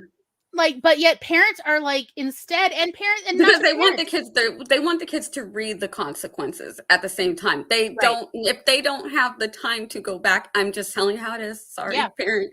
If they don't have the time to walk through, and each kid is different, so each kid's going to process that different. If they don't have the time to sit down with each individual kid with the way that each kid processes what they're reading, they're just going to be like, that's a no. That one's a no, and that's unfortunate. And like I said, for me, it would just be like, I'll wait until I'm sure my kids understand. Right, and it's unfortunate that because teachers and librarians are concerned about getting a livid, irate parent, they then self-censor the books. When, for all we know, there wouldn't be an issue with the books to start with. But because they're concerned about dealing with an irate parent, not dealing with a satisfied reader, they self-censor and they don't purchase the books to start with, so they don't, quote, have to deal with that headache. And I've heard that so many times. And again, so I suggest that anytime you ever come across somebody in your real life who ever says, well, I'm not really much of a reader, or I maybe only read one book a year, what you're really hearing, if it's not, oh, I have a learning disability, if that's not it, it may also be, if it is it, but that in fact, that the books available to them are already being censored. So they're not seeing what's fully available that might appeal to them. So that is often what it means when you hear that of, I'm not much of a reader. The answer is, I'm not much of a reader because I haven't found any books that really speak to me. Versus, let me tell you, when a reader finds like a series that lights them up inside, even if it is, remember that military war history one? You remember that, with like every freaking book was some war, and it like really focused on some machine of destruction. It was fiction. It was adult fiction. But I remember that of like, why, yes, it's all the old fogies coming through, and they're all reading this 18 book or 20 something book. The book series kept growing. And they're kind of formulaic, but they loved like the descriptive text about all the like explosions and destruction, but also the person behind it in their personal lives. So much drama, y'all. And it would just appeal to them so much. And they're like, where were these books when I was young? Like, I'm sorry, they didn't get published and starting until the mid to late 90s, but there is a book for every kind of reader. So when you hear somebody saying, I'm not a reader, what you're really more than likely hearing is the book selection available to me has been censored. Yeah. And it's really unfortunate because I live in an area, I don't want to call these moms Karens because they're concerned with their kids. And I can't say, but this is just how they are. And it's like, you don't know what your kid's going to like, or you're going to, like you said, think you have a child who's not a reader if you're not down there in the trenches. But then you have to trust your librarian and your teacher that if you're not going to take the time to do these things, that if they're letting the kids have access to a book, that they're going to follow up and do their due diligence. Do you know what I'm saying? I mean, like, one of the things you would hope the parents would trust that really trust somebody else. It really is missing from a lot of child-parent relationships, essentially book clubs, because one of the things parents are really there for is to help children understand the world, and books are very much another way to understand the world. And so to have the kids now tell me about what you read recently. Let's talk about it, and viewing it as like, this is a good discussion point, because kids want to bond with their parents, but finding things you can bond over and that you can discuss as peers instead of it always being a, top-down relationship is hard. But kids want that, want to be friends. Oh, needs so much attention. But kids want that peer friendship as well with their parents. Yeah. And story and books are a good way to do that, just like with, TV shows and movies of you then talk with them about what they saw and hear how they interpreted it, because there's many things they missed, and you kind of need to make sure they're not missing out on the big details of, like, there were consequences for this. Or in real life, there's a high chance there would be consequences for this. And such. And that is often not discussed of, hey, why don't you talk about these books that your kids are reading? You don't always have to read the book as well. Oh, no, because let me tell you, children love to tell you the whole story themselves. So there's no need to necessarily read the book unless it's like afterwards you're like scanning. Which part did it say that? I need to read this context. But like they want to tell you everything in detail, every chapter. And it's good experience for them to practice storytelling so that they get better at it. But yeah, so you don't have to always actually read the book for them to tell you all about it, and then for you to discuss the issues raised in the book. And yeah, learning to storytell is a great way to work on their social communication. So you know that they can and will be able to communicate as an adult effectively their thoughts and wants and everything else.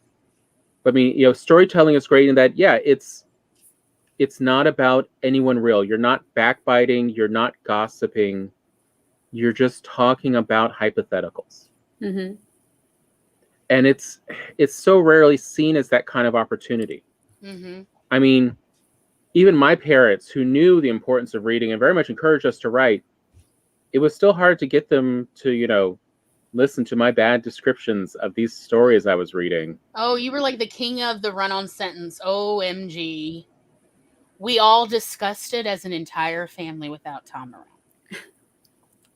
Both of my parents and my sister and myself of like the run-on sentences and this and then this and then this and then this. It's like, get to a period, buddy.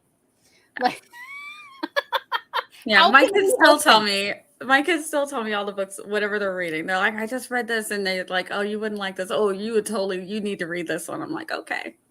But that's just it though. But that's a great way to have something to talk about. My family. We joke about that Pinterest stole the concept of Pinterest from our family, because we have literal letters for over 150 years back in Germany of where our family lines would literally mail each other clippings from the newspaper and pamphlets to then talk about, because autism is nothing new. It's just a new term. Most of our family lines are very obviously, even historically retrospective. Yeah, you can diagnose that person was autistic. They had the full set. There was no question. All of these families. But, if you want to stay in touch, you need stuff to talk about. And if you don't live in the same area, you don't share a lot of things in common. Including the newspaper. So here's, the things of interest, and like they'd write little notes about the article, the margins, specifically of what they wanted to talk about to each article. With these are my initial thoughts. What do you think of this article? And then you can write back to me. And so like one thing, another thing that they really to encourage children as well to be better, what do you call it? Comprehension. To work on story comprehension or reading comprehension, comprehension, as well as to like encourage them to write notes about the story to then bring up to their parents. What is it you want to talk about from the story? That's like, I want to tell my parent about this. And again, it's then the kid feels like they're bringing something, and you get a great dialogue instead of a monologue at each other. Yes. See, I was a weird kid. I taught in, I think it was 6th grade. I taught myself the Greek alphabet before we got to it in school. And I wrote letters to myself as a character from Holes. So nice. I was writing as Zero in the Greek alphabet, total English grammar, but in the Greek alphabet to myself. And I would get these letters. I mean, speaking of books that are often censored, in band. Holes is Holes. one of them. Holes is Holes often Gets banned. censored most of the time. Yeah. I'm like, what is it? Like, I once joked about Holes that I think that if we just had a count of which school libraries have holes in the state of Mississippi, would be a more concise list, because the answer is all the rest are banned. Like all the rest or refuse to order the book. I swear one school librarian said, I was thinking about what you said, Glory, and I think it's like 3 school libraries in the entire state of Mississippi have holes in their school library, and all the rest refuse to order. But that is at least 10 years ago. Holes was often in the literal top 10 for most challenged and banned book in the U.S., according to the ALA. Yeah.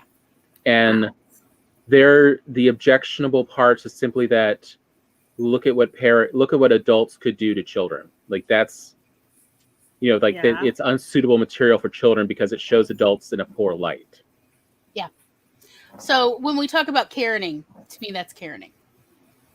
That's like a malevolent level of control. Yeah. I don't want you to know that there's bad people like me, because maybe you might start pointing fingers. But like when I moved away from home, my sister would write letters to me, and I would write back as different fictional characters. It was so fun, and we would do wax seals with like necklaces imprinted into the wax seals and stuff, and so you may have been an odd child, but you were not anything new. Apparently, this used to be like a very fun game of the 18th and 19th century. Is where friends would write to each other as fictional characters, especially from books they both enjoyed. Yes. So it was a blast. Yeah. Okay, don't worry. You may have been a little odd, but you were in good company. There's a lot of people that's like, isn't this just fun? Yes, it is. It's a storytelling game. Yes. Yep. Mm-hmm. And my mom wrote to me when I was in elementary school, when I went to a day camp for like 2 days or whatever. We spent the night, and we got letters the next day from our parents that they had sent ahead.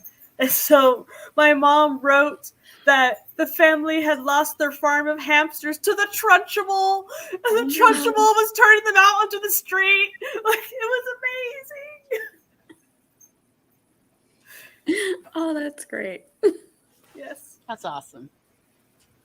But yeah, like if you want lifelong readers, some of it is, getting the young readers talking about it with the adults in their life.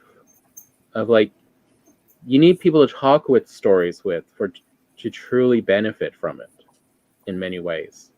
I mean, yeah, otherwise, even if you read on your own, you'll still get some of that growing up and living on other people's lives. But it's when you talk with others, you process and you start to understand what you read, and you can integrate that into how to do your own life.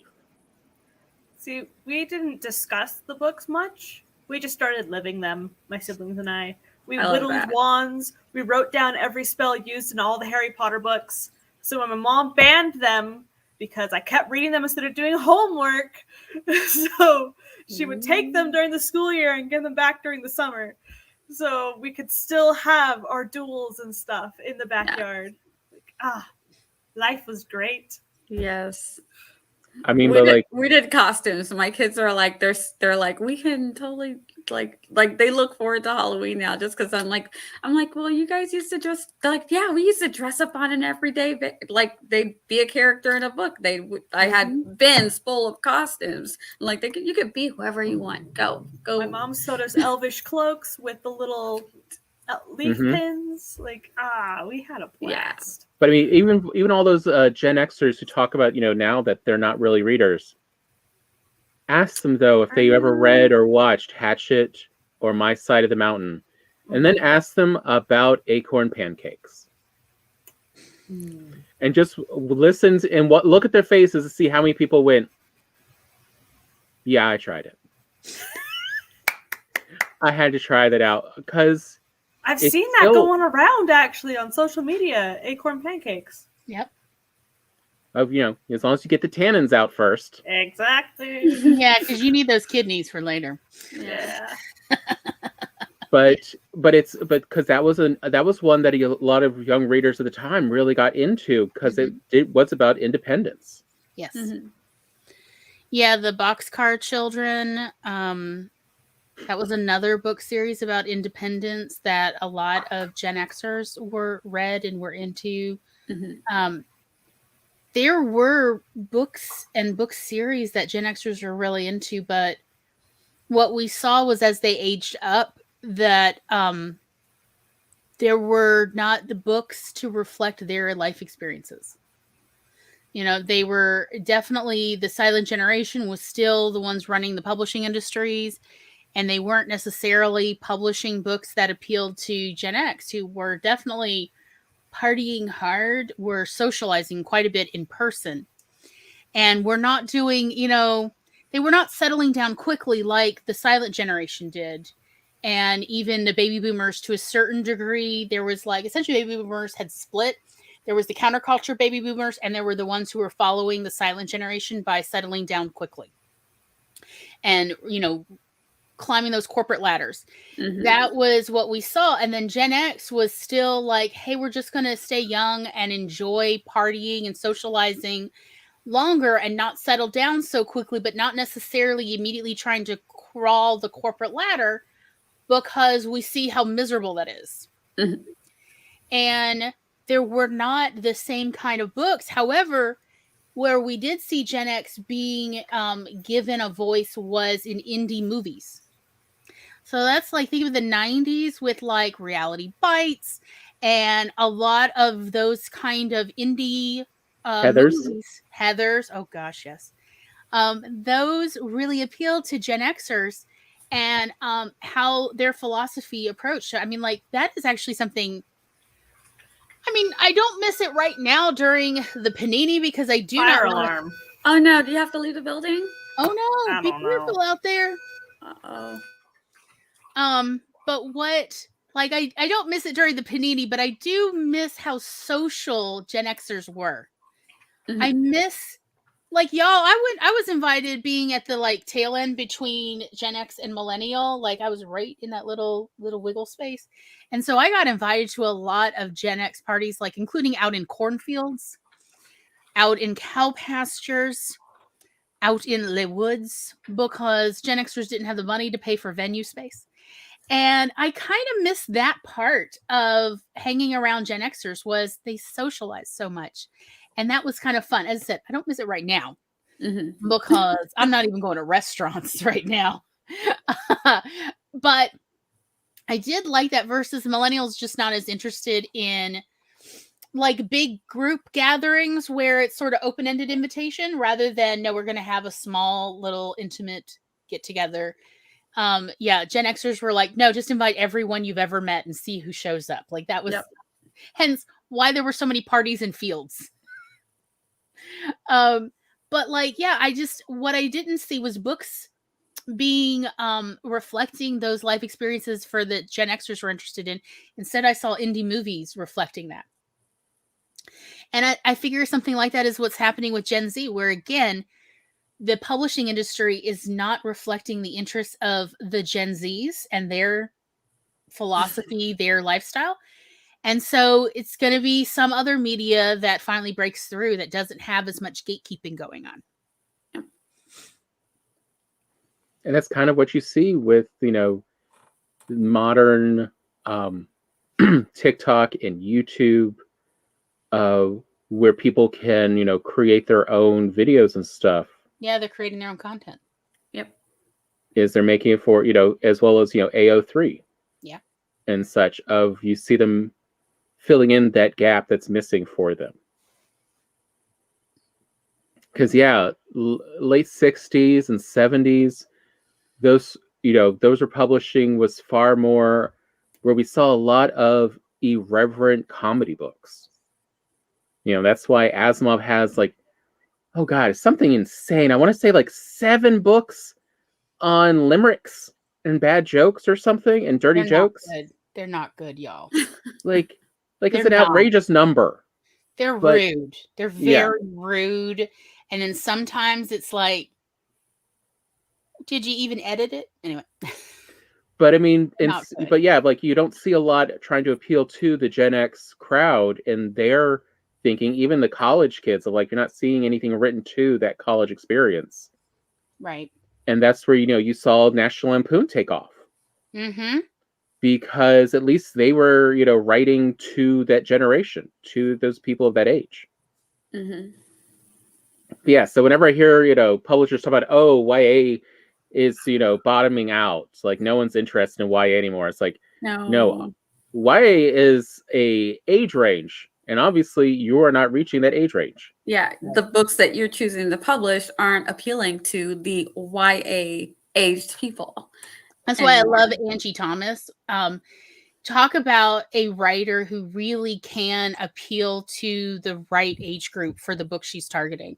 But I know Angie Thomas, like Angie lives in Mississippi, and I know for a fact that she has said that she ran each one of her books that are aimed YA age. She runs them through a whole heck of a lot of teens before they get to be sent even to the publisher to purchase the manuscript. Like, she actually is seeing what is appealing to teens right now. Granted, they are Jackson, Mississippi-ish teens, in the area. So it is mostly geographic specific. And I think sometimes Memphis, Tennessee, also teens. But, her theory being they're probably not that different, teens geographically, state to state, at least too much. And this is what she has access to. So when, she's got, I think she said something like she needs at least 15 teens to agree it's a good manuscript before she's ready to then shop it around. And I think that's a great idea. So that's at least what she used to do, was what she said. Mm-hmm. I don't know if that's like currently her system, but I think that that's a lot of why her books have been so successful and continue to be classics, even though they are also banned left and right all over the country. As you can't keep it down.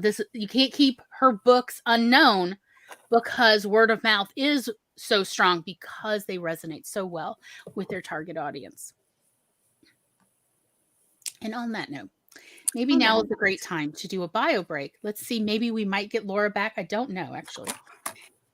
And also maybe Nia can get something to drink this time. That would be great. Did you hear my voice was getting so dry? I was like, oh no. I was like, well, this thought trade, and then Nia can go get something to drink. She definitely deserves it 2 hours later.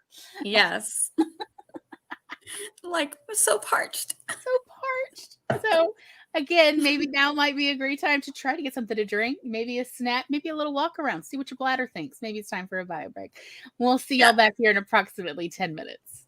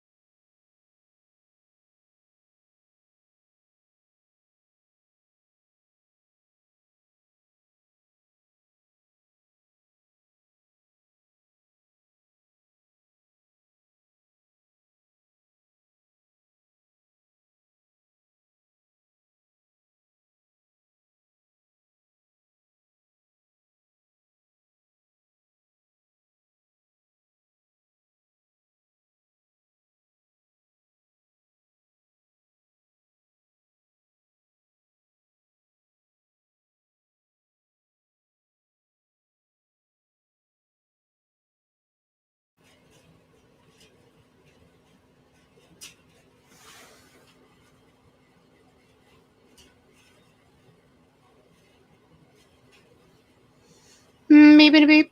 Maybe beep. Maybe beep. Boom.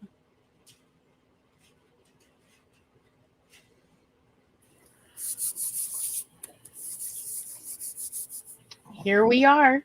Here we are. I made it back. Yay.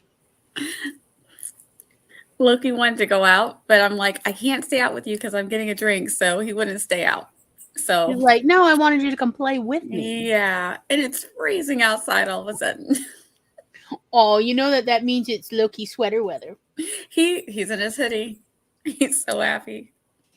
Yes, we're talking about you. Yes, because he doesn't have real baby fat. He doesn't. He's No so fat, sweet. no fur. Right? He's got All no he's got- fur. He's only got wrinkles around his neck. That's it. It's like that's nothing. He's just cold. Yep. Exactly. Poor baby. Poor baby gonna have to wear sweaters. Oh no. I know. Tragic. So sad. He has so many sweaters. My husband's like, stop Can ordering. I just be honest with you? Like, Cassie passed away, 3 or 4 years ago now? Did I give away all her little sweaters and adorable coats that I had amassed over her 15-year lifetime? I still have her entire wardrobe waiting because I know I'm going to get another dog. And Yes. these were like the cutest outfits. And I am like, no, one day I will get another dog. And I'm refusing to share. I'm just hoarding these. I don't care. Yes. Hoard them away. As well as all the crocheted outfits I made for her. There's Dorothy ones. There's a Snow White one. I regret none of these. Yeah. Yeah. I could have given them to people. Did I? No. Because she loved those outfits. Dachshund. Yeah, no, she loved it because it was warm. And also with the little crocheted outfits, I would put ruffles at the bottom and that would just sit on her. And she loved that feeling of warmth and pressure on her lower back. Oh, so yeah, she loved it the more ruffly. It's ridiculous, yeah. I regret none of it. So. Regret nothing. So here we are at the top of the third hour, brainstorming solutions, and maybe eventually we'll get to final thoughts. But yeah, how we gonna fix things? Honestly, my real take on that is write intuitively or listen to your gut. Listen to feedback for the kind of readers you're aiming at. So if you're writing YA or you're writing middle grade, it would be beneficial if you could find some young people. Yes. It's not required, though. You don't have to. But, it may be time to, once you have something kind of written, and I mean a manuscript of some nature, and you've done a couple, at least rounds of edits, that may be the time to, talk to a local librarian you get along with and say, hey, I've got a book I've written. I need, 12-year-olds. Do you know any 12-year-olds might be interested in reading a manuscript? Maybe if they have an ebook, I could make it into an EPUB, or something, so that you could talk to their parents, of course, but also them, and then you could get feedback. I'm just throwing it out there. Librarians, the good ones, love being helpful. It's how they get out of bed every day, is looking forward to the idea of being helpful to people. And they do love matching readers with books. Oh, they love, here's a book that hasn't even been published. You're going to get to be the first. Yeah. If you trust your friends and family members, say, hey, can you let your kid read this and let me know if they put it down. You don't even have to be like, don't tell your kid it's auntie. Just let them read it and let me know. Did they take it down, put it down, pick it up? Did they keep reading it? I'm trying to get that unbiased. Yes. I agree. Hey, Gloria, you want to show them the outfits you crocheted? Oh, do you have pictures? Oh, there. Sorry, I just saw it. But also, we've caught a Haley. Yay! Hello, everybody. And we also caught a Laura. Yay! That was intense. Oh. I had to carry him. He would not go down those stairs. Oh, no. So I carried him down 11 flights. Oh, God. And then the firefighters were like, we don't know how to fix your elevators to get them back online. So we sat in the lobby for 5 minutes while we were fiddling with keys. You're okay. Oh, right. wow. That is intense. Yes, here are the pictures of the crochet outfits I made for Kathy. It's so cute. Glory, you do know that I'm just saying, if you put something like that up on your Ko-fi or in a shop, I have absolutely no doubt. How cute is that? I have no doubt people will want to buy these. I'm just saying. Yeah, there's the Snow White one. Oh my gosh. I love the click Snow on White it so one. they can see That's the- beautiful. Look at she That's loved beautiful. these, y'all. She Oh, loved the I weight love the way of you that. did the back on that. Yeah. Oh my gosh. So she loved all these outfits. Yeah, there's the Dorothy Look at one it. with adjustable buttons there, you know, so yeah, she loved it. She just wear it even when she went out. She just liked being cuddled in it because like it made her warm. It was like she got to wear a blanket. Yes. Yeah. And it kept her lower back warm where she had a slip disc. So she like, look how fat. So fat. It makes This is her what look an fatter than she overfed actually dachshund is. looks like. That was, we were at our neighbor's house playing a role-playing game, and it's partly how the seat looks. It was like, it was set up weird, so it made her look even bigger, but it was kind of funny. And I just was like, look at it. That's so cute. So gorgeous. Yes. I did enjoy making her these little, because all of them were adjustable, because you could never tell with the ducks. Yeah. Because I mean, she could run off like 3 to 4 pounds of weight in a 2-week period.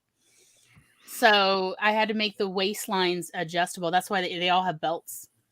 That's what the buttons are all for, so I can adjust how tight the waist is depending on the week. Yeah, she loved them, so that's why I kept making them, because it was much easier than blankets. Because she would drag these blankets around from room to room, trying to like then re-snuggle on the blanket, and it's like, oh, they're so dirty. The blankets are so dirty now.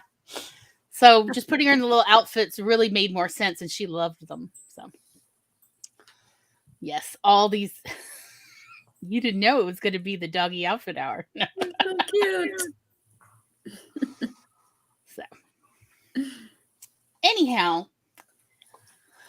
I'm glad you could join us, Haley. Me too. Thanks for having me, as always. Yeah. Awesome. Did you have anything you wanted to talk about at middle grade and YA?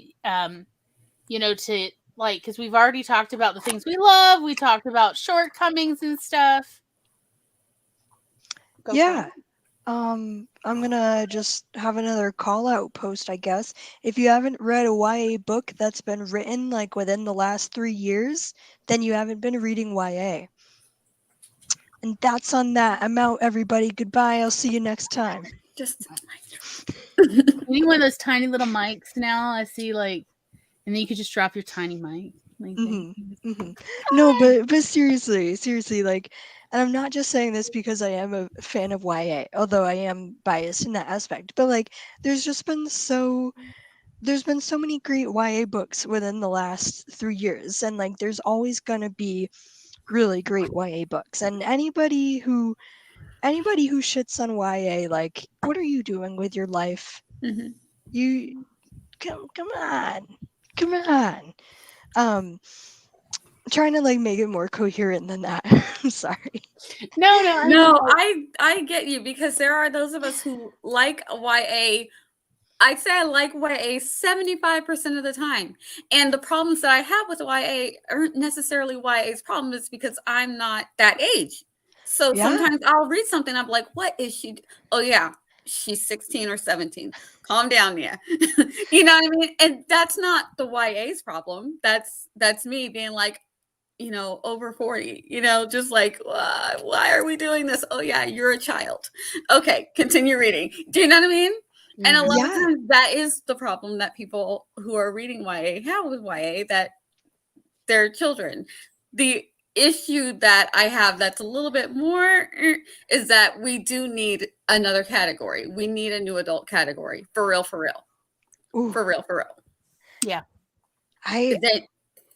Because sometimes these kids are acting like they're 40 a lot. And I mean, I get sometimes that it works with the story, but sometimes it's just like, it's almost so unrealistic, but not in a good way, if that makes sense. It's like, let there be another category.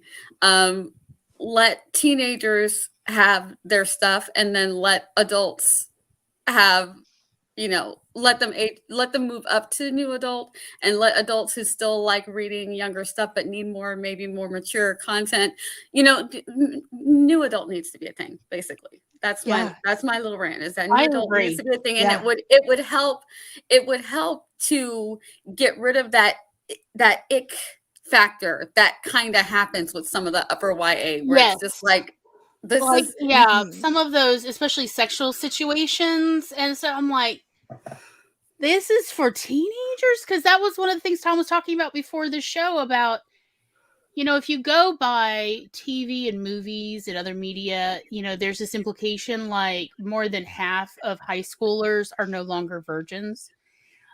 When in reality, it's even at the most sexually prolific time period, promiscuous period in time in American history, it was less than 20% of teens had any sexual encounters. Or at least shall we say consensual sexual encounters. So when there's like a lot of these YA with very strong sexual overtones and scenes, and there's like again and again, it's like, what is this? At the very least, I would have put this in new adult. This is something older people, and I don't mean like old people, I just mean people in their 20s probably are more likely to be interested in experiencing the more in-depth parts of relationships. I just really want to quick, because we were looking at it over the weekend, of Shoresy lines from what's it from Letterkenny, and all I'm thinking about right now is that one line about, you like Ariana, what was that? You like Ariana Grande? She looks like a kid. I'm giving the preschool your license plate number. I don't know. I partially agree with you there, Glory. And I just don't agree that, or like, correct me if I'm wrong if this is not what you're saying, but like, I don't think that we should like censor YA, and like we shouldn't gatekeep YA. And like, if I don't know, when it comes to like sexual stuff, I feel like we shouldn't like necessarily put a blocker on it, or like specifically say, no, this is for adults, this is like, oh no, it's not specifically that. It's the part for new adult genre. But it's the part where you're aging up. You're saying that these are supposed to be teenagers, but you're having them act like they're 20-somethings or 30-somethings. I read one. I had one. This was back when I was a librarian. They came in. This kid. This was like a 15 or 16-year-old came in with a YA, and was like, "What'd you think of it?" And he's like, or she said, "It was all right, but the relationship was really in depth, and there were like a lot of very detailed sex scenes, and I wasn't expecting that, and I just like skipped over those parts. So I hope I didn't miss part of the story, but I think I might have missed part of the story, therefore, because some of the plot didn't make sense. And so I read it and was like, this was a traditionally published book, and yet it had practically erotica in it. And again, as I said, that kind of thing tends to not appeal to actual high schoolers, because that is not something that's very relatable for them, and not something they're necessarily interested in, versus slightly older readers who are either interested in experiencing that or are currently experiencing it, would be more interested in. And that's what I was saying, like, it was the detail level of the sexual scenes that I was like, this is not that I would say it's not age appropriate, because that's not what I'm trying to get at. It's more of, this I don't think appeals to readers in this age group. Why are you doing this, other than the publisher labeled it YA because new adult doesn't sell as well? Even though in theory the characters were 14 and 16, yet they were talking about having children, buying a house, and settling down, y'all. Like, it was like, I'm sorry, what? Was this Sarah J. Maas? I have to be honest with you. I've slept since then, and it's been a solid 5 years since I had this conversation with a patron and read the book myself. That's fair. That's So fair. it's like I could tell you the cover was bluish. Become the thing that I made fun of as a librarian. Oh, thank you. That's not helpful. But it's that's the problem. I've slept. Otherwise, I would have just named them. I was like, no, I'm not here to protect traditionally published author names. I'm not trying to protect them, but it's more of I've just plain forgotten. Yeah.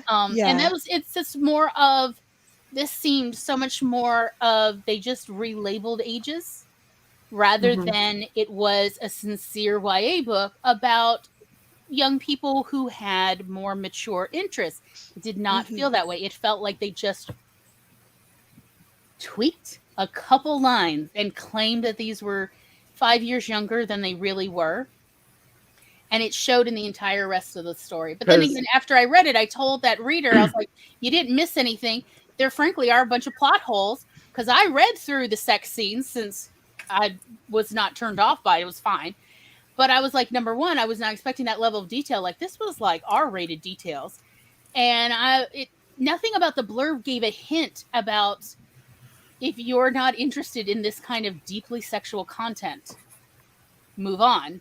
And I think there should be so readers can self-select. Because again, not every teen is interested in going in depth into sexual relationships in their YA. And they get irritated when they're like, I did not sign up for this. I thought it was just going to be, a usual action adventure type with a little bit of romance. That's fine. Yeah. But I mean, but YA by its nature should be about new love, fresh love, first loves. It's not about so I figured out what I want in a partner and but you also seem what I want like in a good house. match.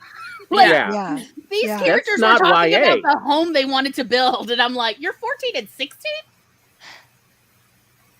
It just should be more relatable to teens. Yeah. And exactly. not, and I don't know, because none of us are teens. And I kind of wish that we had some teens on the call right now to discuss to I wish discuss we did too. YA to you know any? and We can revisit this next year. I don't.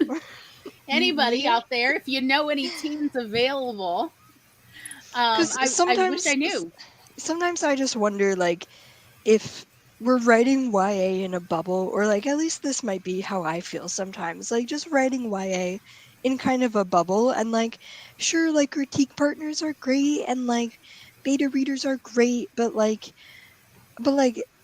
I feel like a lot of YA is just in that bubble because a lot of the times authors don't seek out teens, and a lot of the times authors don't get opinions from the not focus group, but I guess focus group that the target audience. Yeah, target audience that we want to write for. And I'm saying we because this is a talk about YA. And Glory was actually earlier, before you were able to show up, Haley, Glory was talking about Angie Thomas and how, she would run her stories by, 10 to 15 teenagers. And one of the ways, is also go talk to librarians.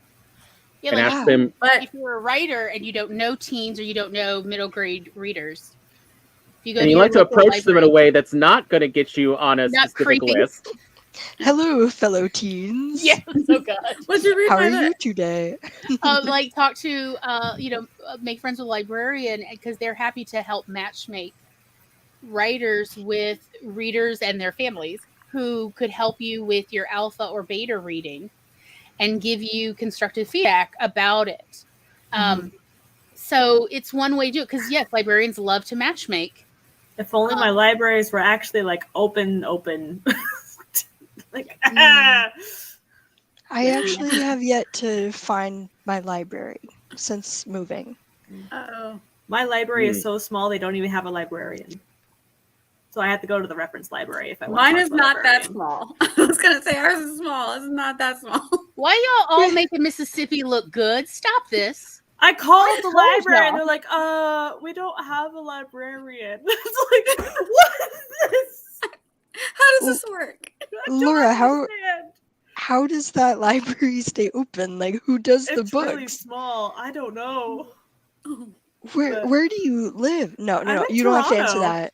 No. Yeah, that's what I'm like. I'm in a huge city. Y'all all need to quit making Mississippi look good. Is it just the local library? Like, are there like many It's my mini branch. It's my Okay. branch of the Or library. like maybe there's many mini satellite libraries? There are. So I have to go to like the big reference hub that's like 5 stories. But yeah, that one's not within walking distance Oh, okay. as much. Yeah. But yeah, like the But that only is still kids that I have as beta unfortunate. readers are my second cousins. So like that's my only connection to kids that I have. So I mean, like, but like one of the things I do still see sometimes in YA that's like, oh, that's a bubble right there, is where it's like, why don't all the teenagers have cell phones and Okay. smartphones? Like, Okay, that's one of the things that's so hard in horror. How do you get rid of the cell phones in a believable way? Because no kid's gonna forget to plug their phone in like at night. Like that's their arm. Like you take care of your phone. Maybe you throw it against the wall, but you charge it. And it's like, oh, do we have to go with you can go with the no service somehow, you know. Yeah.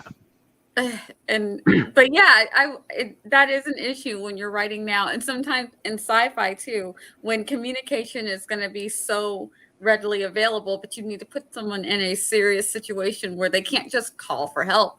okay, everyone, you gotta then take okay, away real quick. excess.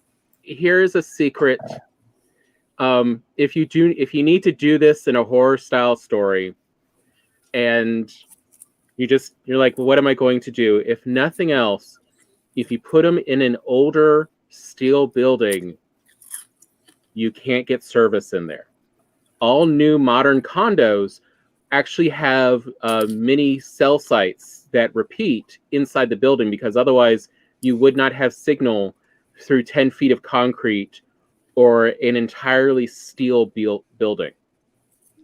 It attenuates and you just don't get much signal inside. So that's one way to do it, is just put them in an older steel building and they will lose signal.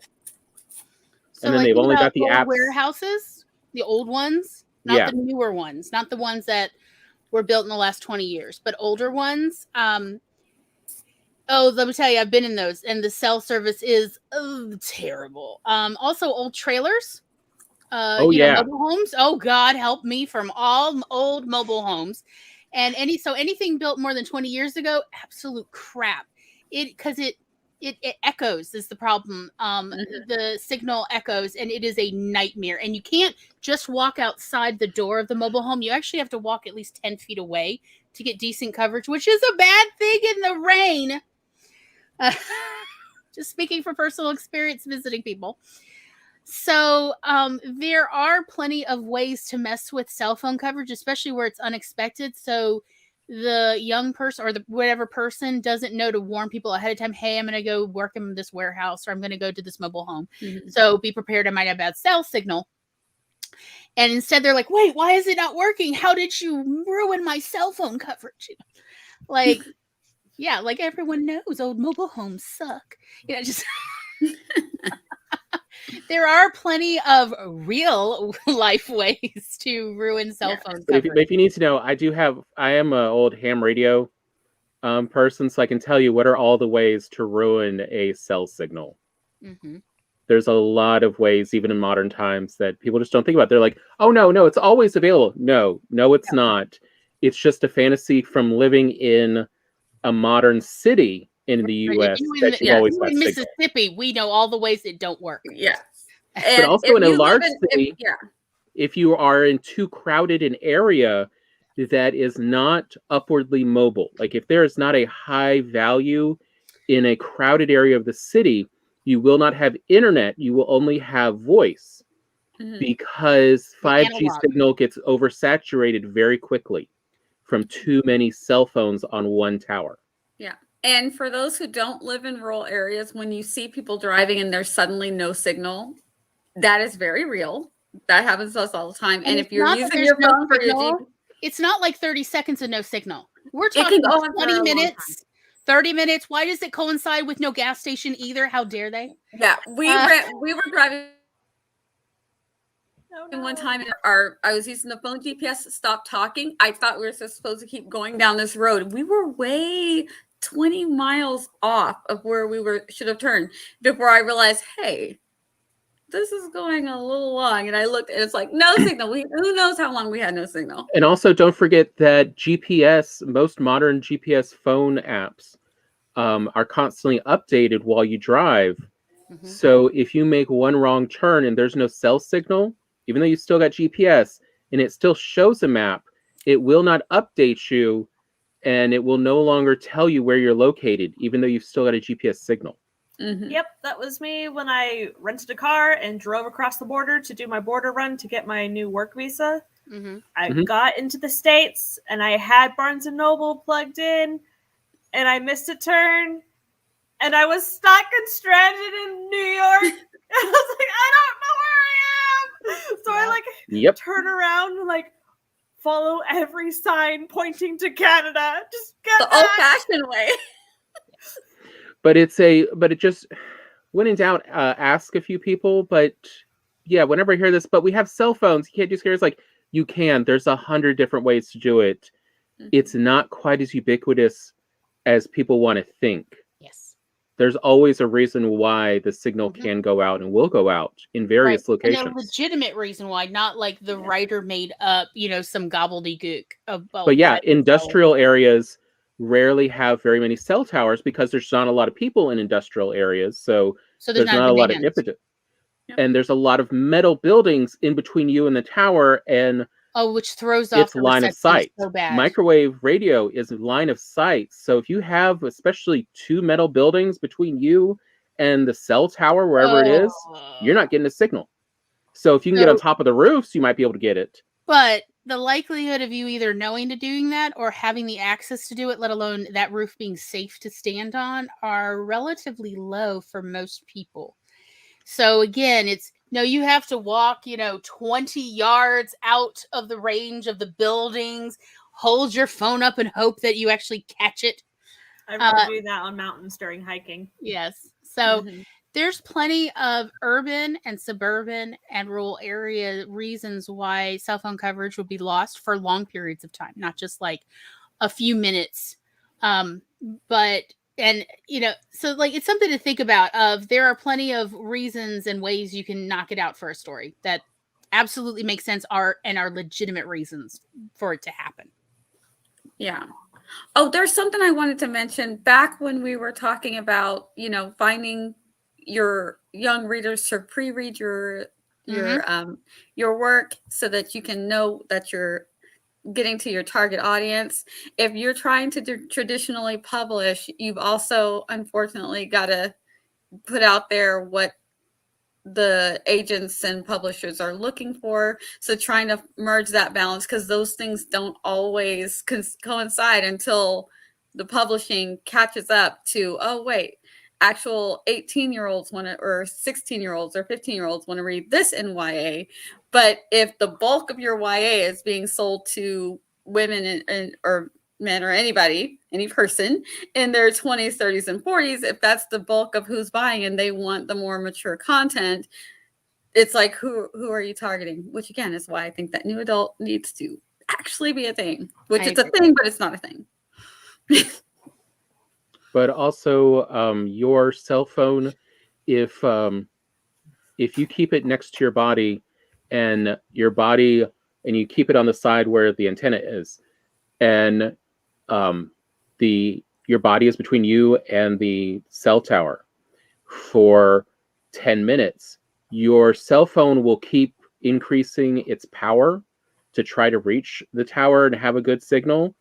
And then after a certain point, after 10 minutes, it will cut itself off for 10 to 20 minutes to just give it time and not waste the battery. Of just even regular driving, even if you should have a signal, it will cut out for 10 to 20 minutes at a time throughout the day. So it's there's so many reasons why it goes out for a short period or a long period. You just have to figure out what you need for that story. Mm-hmm. So Haley, did you get to say everything you wanted to say about why you love YA and also the shortcomings? No. Nope, got more? Cool. I think there are like the obvious shortcomings that I'm sure that we've all discussed already. But like just the lack of diversity and like the lack of representation across the board, and then like the censorship of YA in schools in America, particularly in the United States, the like censorship of YA and like the lack of YA titles, or like the lack of new YA titles in libraries, especially, and like the accessibility of those new YA titles. Because like we all know the Lightning Thief, we all know Rick Riordan, we all know, I don't know, give me we just know Rick Riordan. Yeah. No one else. But like, you know, Lightning Thief was written like 10 years ago now. Yeah. Yeah. And like I think that the main issues with YA has more to do with that than anything that I would say about like the style and like the age. Like your great points about age. I don't really focus on that when I'm reading. But also like it's such a valid argument, but I feel like, well, mine is based on, you know, hundreds, possibly thousands of reader feedback. Yeah. In the public library world, from readers of middle grade and YA, what they're saying they're looking for and what turns them off while reading books that when the blurb appealed to them, but then the book, you know, really polarized them, that they did not want to finish it. So that's exactly where, like, because these are not necessarily issues I would have, because, like, no, I don't mind sex scenes. I got to be honest, when I was a teen, I was definitely reading a lot of bodice rippers and enjoying all of them and writing down my list of all the ways to describe human genitalia that writers were using as euphemisms. I thought that was fascinating. And I had remember, Tom, it was like pages and pages, stenopad pages of like all the words for genitalia that the writers were using in these bodice rippers. And we thought it was fascinating. Not necessarily alluring, but hilarious. Yeah, we enjoyed reading them. And so it was a surprise to me that, you know, several years ago with the teen readers then, and they were like, I do not like all of these detailed sex scenes. Like, I don't mind a little bit if they made out, and then, you know, they did a few other things, you know, they did the deed, and then the story moves on. I don't mind that, but like, why is it pages and pages of actual like instruction manuals here? And I'm like, you make a valid point about it. And when I'm getting that much feedback from so many different readers who, look, I could see their addresses on their account. They did not live even in the same town. They probably didn't know each other. This is just, you know, young people now. They are not interested in that, or they want to be warned in the blurb somehow alluding to there's a more in-depth sexual relationship so that they know that. So if that's something that turns them off, then they don't pick that book up, or they know that you'll need to skip that part. So they essentially be prepared.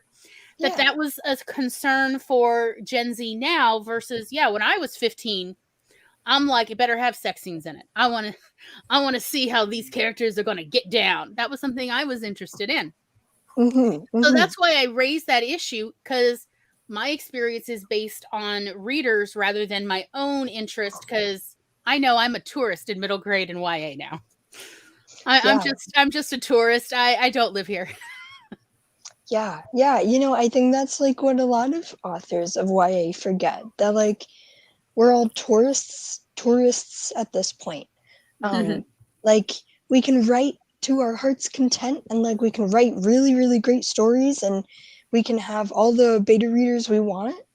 But like, unless we get those stories in the hands of teens, the actual people who are going to be reading them, in addition to, you know, like agents, young adults. Publishers. Well, yeah, also agents, I guess. Minor part of the process. Right. Like unless we get our books into their hands, then personally I feel like we're not gonna have a really good idea of what YA is, and then YA will like keep morphing into like new adult essentially. But I was also is high Yeah. school and new adult is college, Yes. pretty much. Yeah. So Yeah, it's new middle adult is grade. 20s. And then high school, and then new adult. And new adult, in theory, goes to 25, 26. So it's not just the sex scenes; it's the age of the characters and their life experience. It's and it's also just the life experiences they're going to have. So you're not going to have somebody with 6 kids necessarily, where the main character has 6 children and 1 or 2 spouses. You're not going to have that necessarily in new adult, because people just need literally time to settle down and like. Unless they're in Alabama. Okay, look, we're not coming for people in Alabama, no matter how funny Mississippi likes to make fun of Alabama, and Alabama likes to make fun of Mississippi, and it's all in good jest. It's not real. So, although That's why we don't talk about Florida. Tom, you're No one not talks about Florida. tricking me into getting in trouble.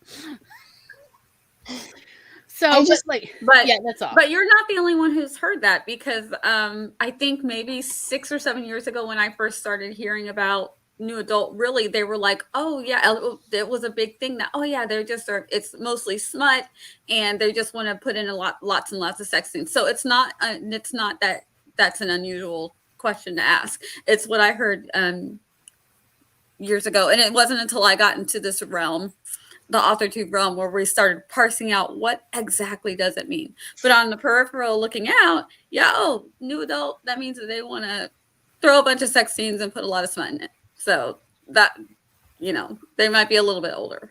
I think the predominant genre in new adult is romance. So yeah, I haven't really heard of any and that's sci-fi new because, adult. New adult I don't know that new adult actually started with romance. It actually started as more coming of age. And what I would call stranger in a strange land sort of situations, where it's more about a young person now without really that much adult mentorship, trying to navigate it on their own. Mm-hmm. So there's going to be your coming of age. That's also often where originally people finding their sexuality or figuring out their own sexuality, that's often where those stories originally were. Before they cordoned off LGBTQ type books, that was where new adult was where they were coming in. Was that sort of coming age, figuring out your identity, including your gender identity, figuring out your sexuality. Because while we may have clues as teenagers, let's be honest, even teens know they're still cooking, that they're not done. Not that people are necessarily done in their 20s, but that, that they're still figuring out who they are at all, and the hormones are raging a little too hard to even know what they actually like, versus they're just pinging everywhere. They just ping, ping, ping, ping. So, that's part of it. Was like new adult was coming of age, and then it became a lot more romance stuff. But it was coming of age. It was contemporary, and I think it was just honestly at a certain point what sells. Because a lot of booksellers and libraries did not have new adult sections. And new adult was not appealing to your general adult audience, but the YA readers didn't know where to find new adult. So again, it was a placement problem. And there were not a lot of fast bestsellers that were showing up in new adult that essentially that would have encouraged libraries and booksellers to make a section. Mm-hmm. That was the issue at hand. The new adult was a slow burn rather than a fast wildfire, sell-wise. Yeah, I agree. I agree. Yep. Romance sells. Like, let's not forget. You want to sell books? Do a romance. Like, that's the bottom line. I didn't make these rules. Yep.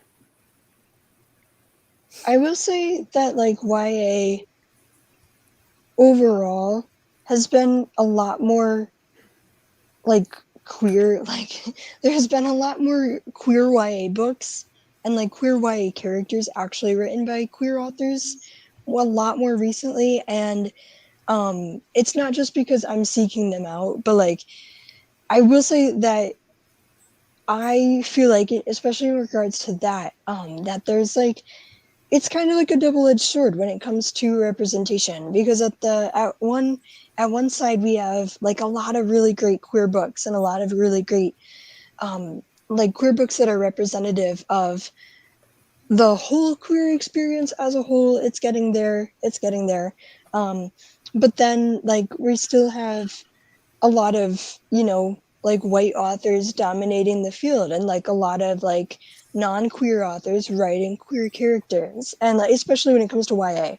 And I have like a specific point about that too, and I'm just gonna try and figure it out. But like what I'm trying to say, goodbye.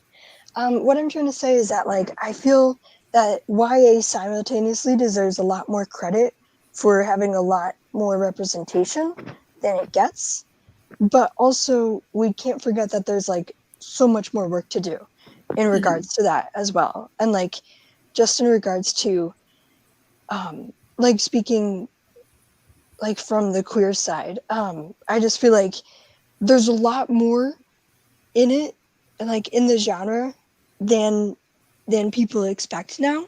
But we just have a lot more to go, because obviously, all over the US, especially now, like all these queer books are being banned, and like that sucks, which is an understatement, I know. And like just people are restricting what teens can read in high school. It's just gonna be like, that's why everybody has the whole view of YA being like, written like 40 years ago, with like, because To Kill a Mockingbird, that's technically YA. Catcher in the Rye, technically YA. But like when you just have those types of books, and like when you have those specific titles in your head as being YA, like what's really gonna change, Yeah, they don't I hope that update made the reading sense. lists for YA to represent what's current and coming out. Right. Because I remember in high school, like, sure, this was, but like we just had the same reading lists every year, and it was like the same titles, and it was like Lord of the Rings, like, buddy, I would have loved to read that in school. Yeah, we didn't get to read Lord of the Rings. No. It was I'm thinking about like a summer reading list. But like, but like all respect to Lord of the Rings. I love him. But like, that was written in like what, 1960s? 1960, 1970? We need a lot more Lord of the recent Rings books. was from like the 40s or something. My God. The Hobbit is from Hobbit was earlier. 1939. Sorry.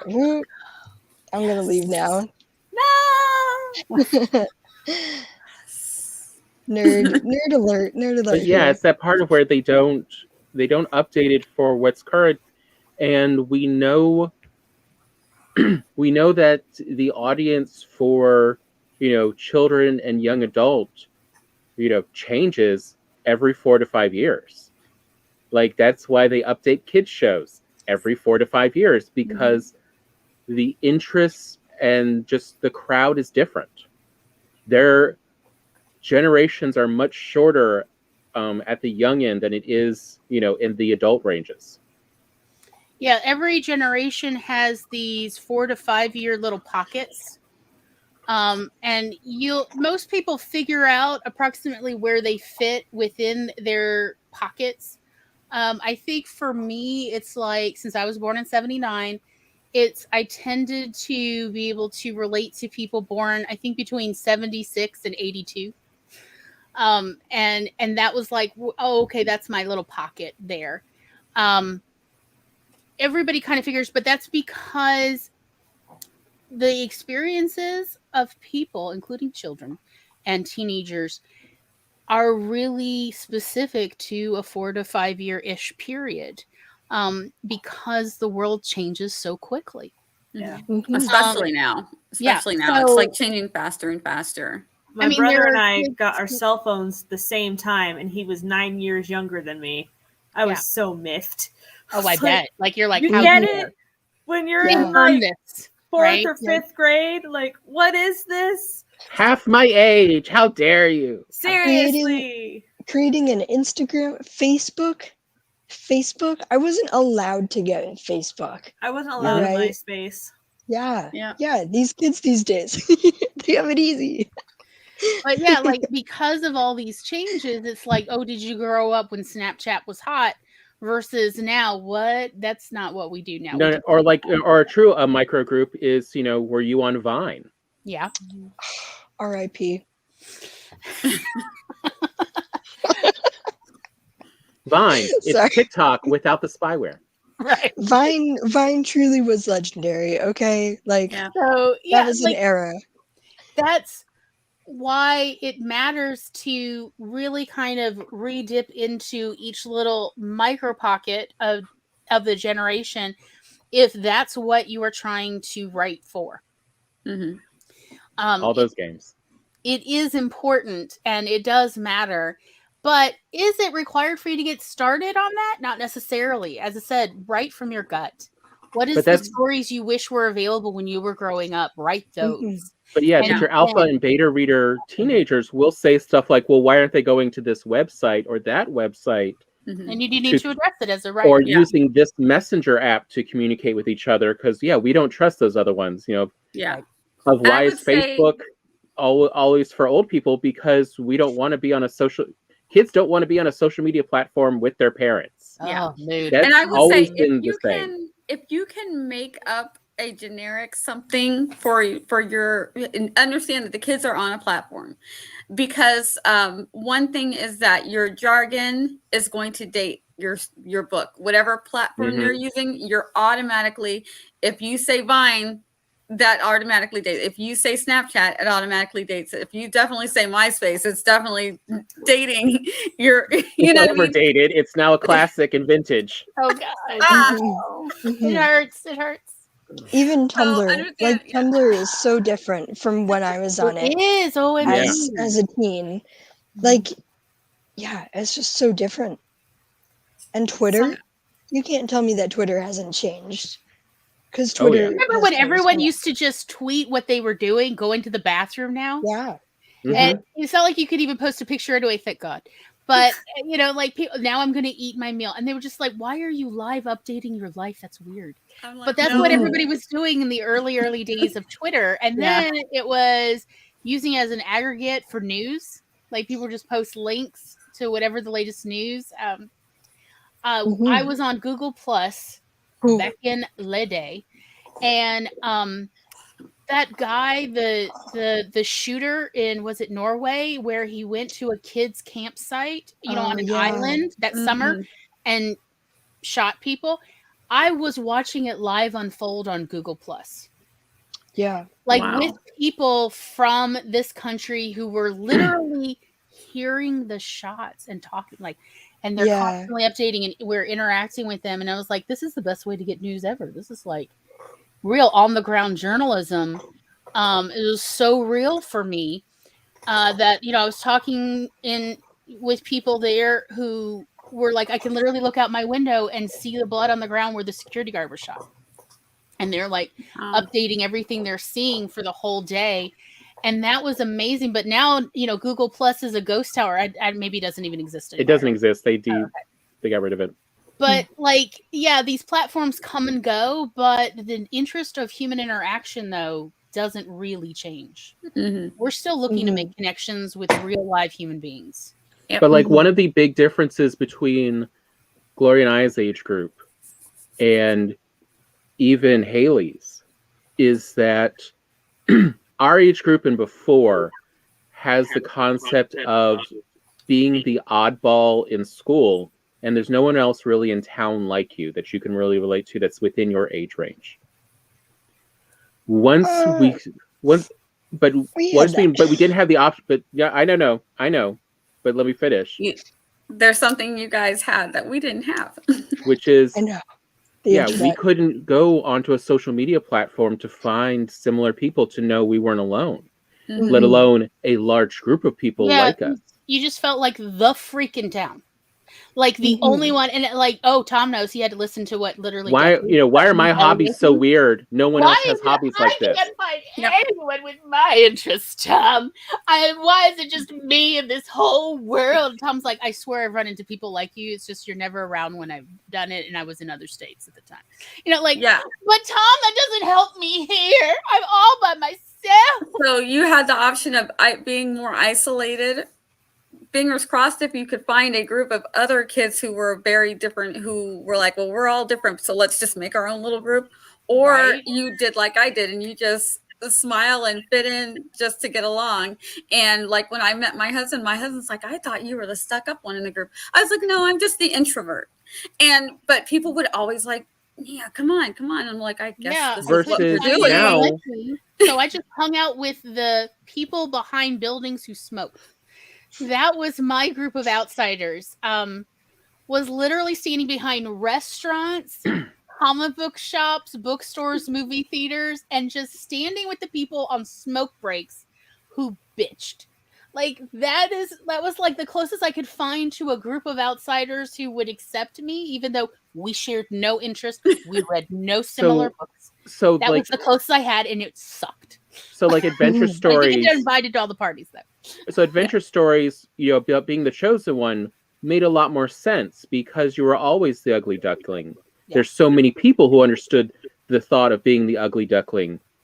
Versus now, and also when we were growing up, you had more, as we were just talking about, you'd had these groups of friends who were composite groups of people who didn't necessarily share a lot in common, but, we're humans. We want to socialize. We want to be a part of a group.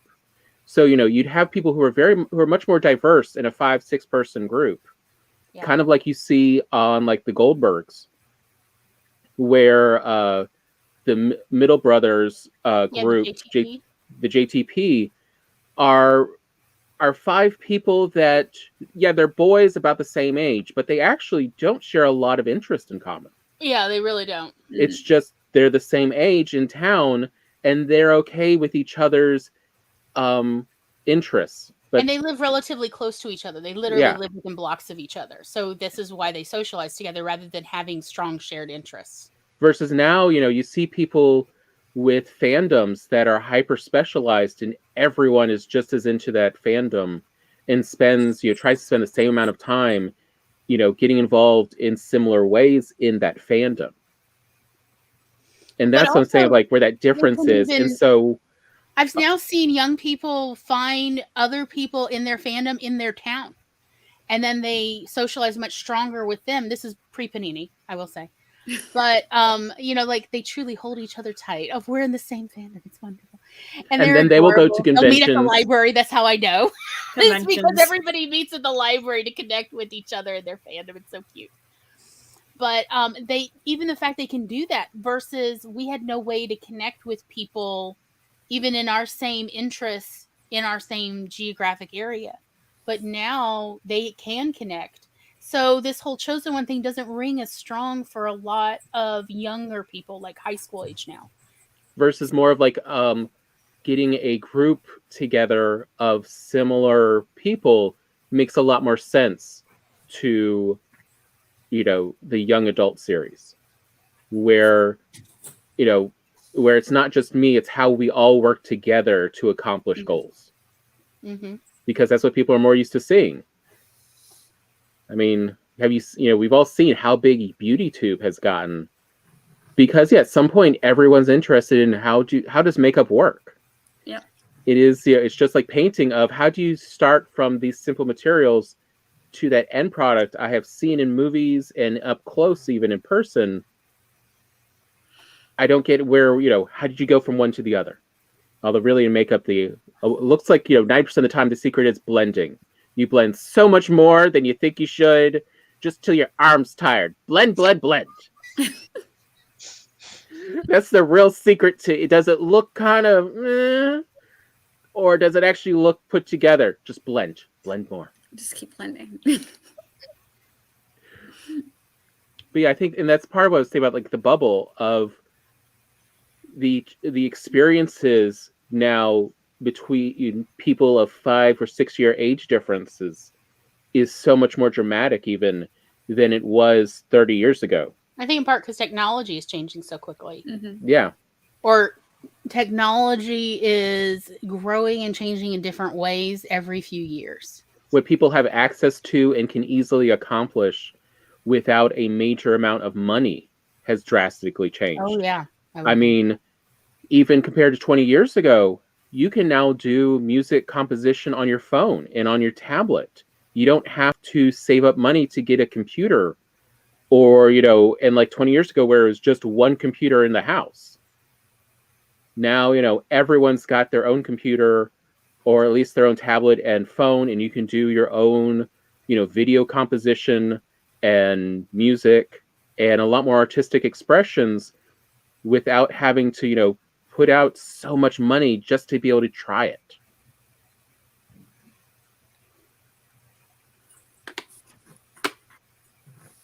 Yeah. I mean, there's a good way to put it. Yeah. I'm still waiting on teleporters, but, you know, it'll happen. But on the hand, we actually have a lot of technology that is more advanced than anything they dreamt of 30 years ago. Mm-hmm. The stuff you can do with the internet and cell phones now is incredible. And that is just handheld, it's low cost, it's nothing, it's not big or considered anything major, it's just an everyday thing. Yeah. Doesn't Your cell take phone up an is entire literally, room. literally a computer in your cell phone. I used to really enjoy reading and listening to audiobooks of Silver Age sci-fi.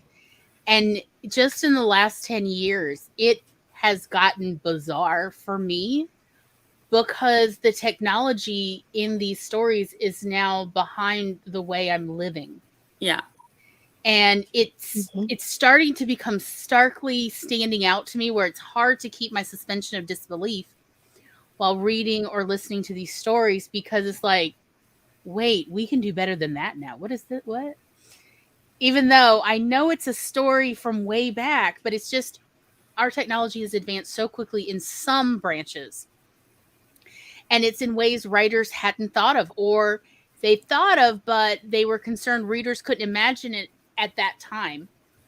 So they simplified it so that it would make sense. Because you always write for readers in that time you're writing it. You don't write it for people 40, 50, 60 years from now. Like, that makes no sense. Yeah. You're writing it for now. Mm-hmm. Cough, YA books. Yes. Very much so.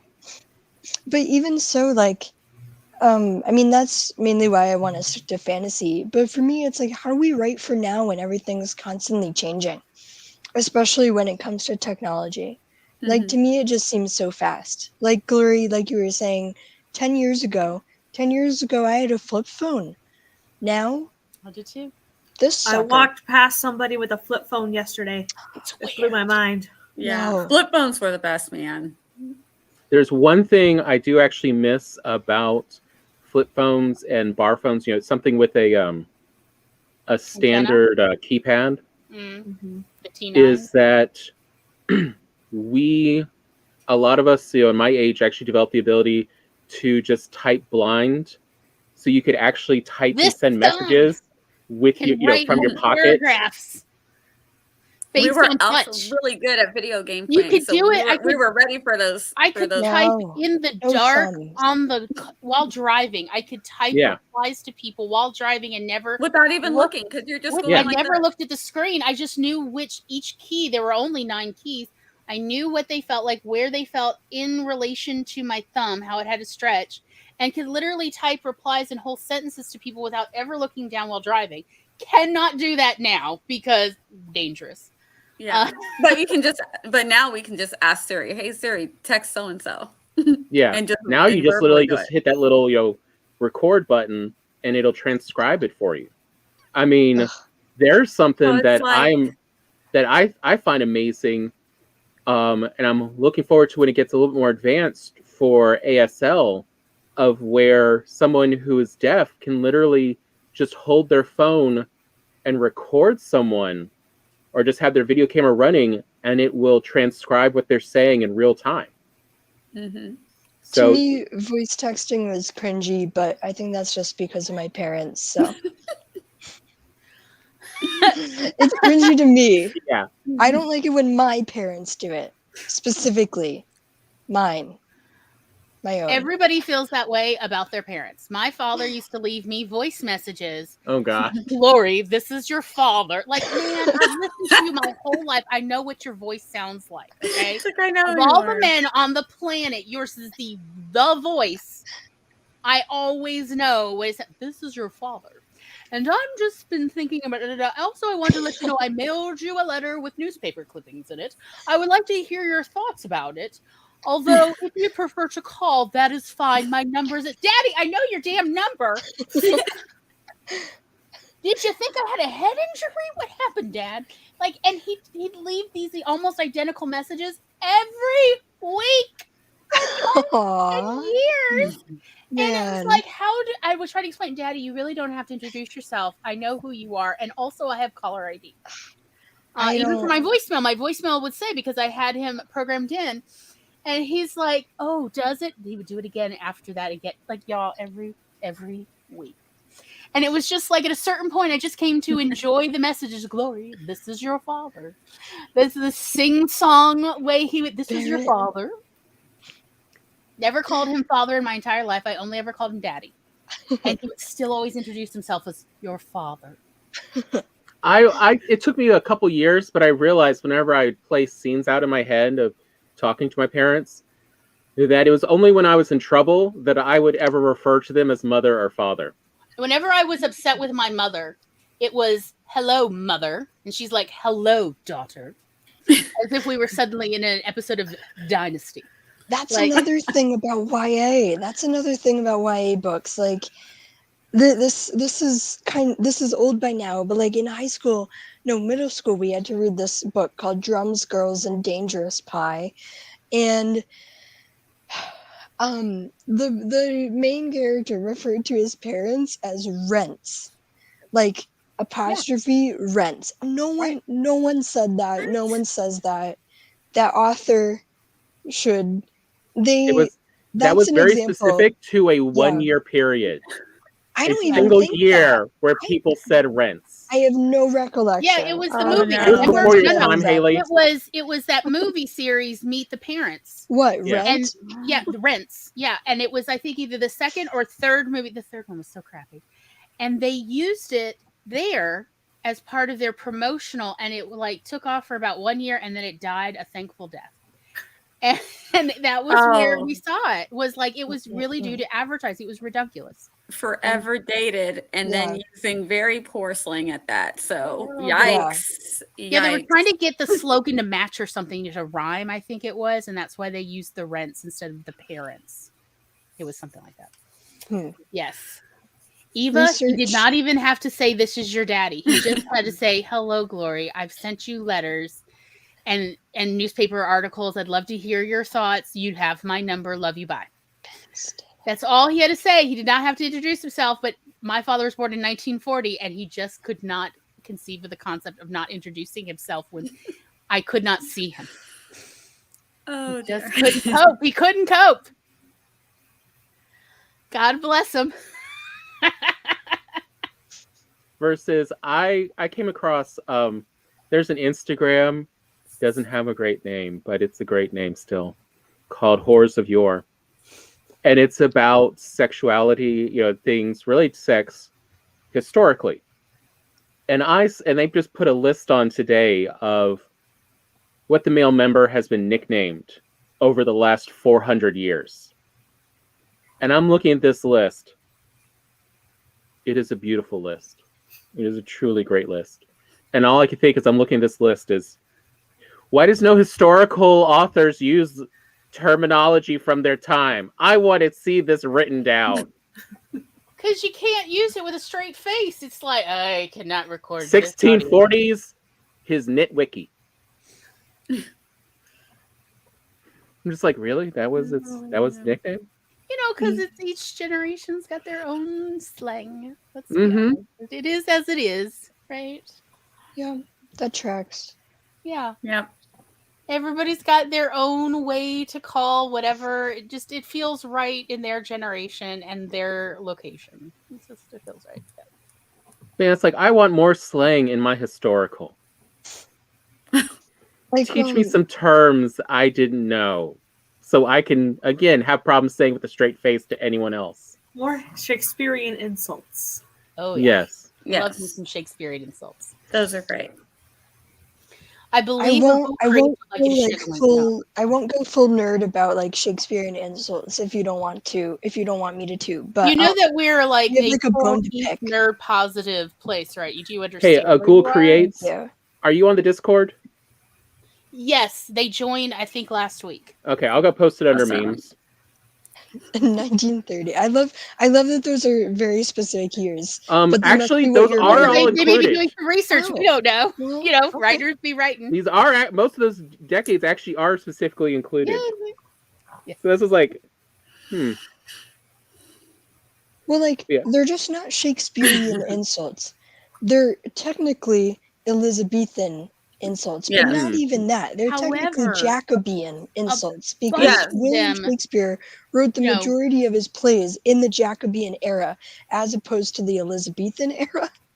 I'm resisting the urge. Yeah, so like No. like love it. he Go on, died Haley. in like what? Like roll right in it. 15 We're just roll. Yeah, well, thank you. So yeah, like Elizabeth was only, on the throne for like a very short amount of time, as opposed to Jacob, whatever his name was. Because like Macbeth, we got like several of the spookier plays from Shakespeare, Hamlet, I think. But mainly Macbeth was written specifically for like King James. There we go. And like, yeah, I don't know. And also to people who like say Shakespeare was in the Victorian era, no. But respectfully, like Shakespeare spans two different eras, Elizabethan and Jacobean. And to like corner him in one is you're doing a disservice. And like just get your eras straight. Yep. That might be like very pretentious, in which case I'm very sorry for jumping out like that. But like okay. Well, so I watched Kate Kavanaugh's vlog about William Shakespeare, and she got her facts all right. I loved it. Because like the BBC, but like the comments section, No. and that is like a highly pretentious take for me. I will admit that. I'm totally dunking on you if you don't know your William Shakespeare. but there, a Ghoul. I posted it as well as the profile. They also have a website of morehorrorsofyore.com about just everything historical that is in some way sexual. Like, it's always funny though. Shakespeare. I'm that's probably actually mostly what I appreciate Shakespeare for is those I little like the turns of tone down. phrases. The shade. Yes. It makes you feel so seen. Because That's the real reason every teenager needs to read Shakespeare. Is at least if you're going to insult someone, learn how to insult from the professionals. Yes. Not But to like also- bring up, do you bite your thumb at me, sir? But, excuse me, sir, I bite my thumb, but I do not bite. If I happen to be looking. Like, it's the, like, I have literally heard actual teens, granted it was more than 15 years ago, have this conversation on the street, only obviously not in, Jacobean.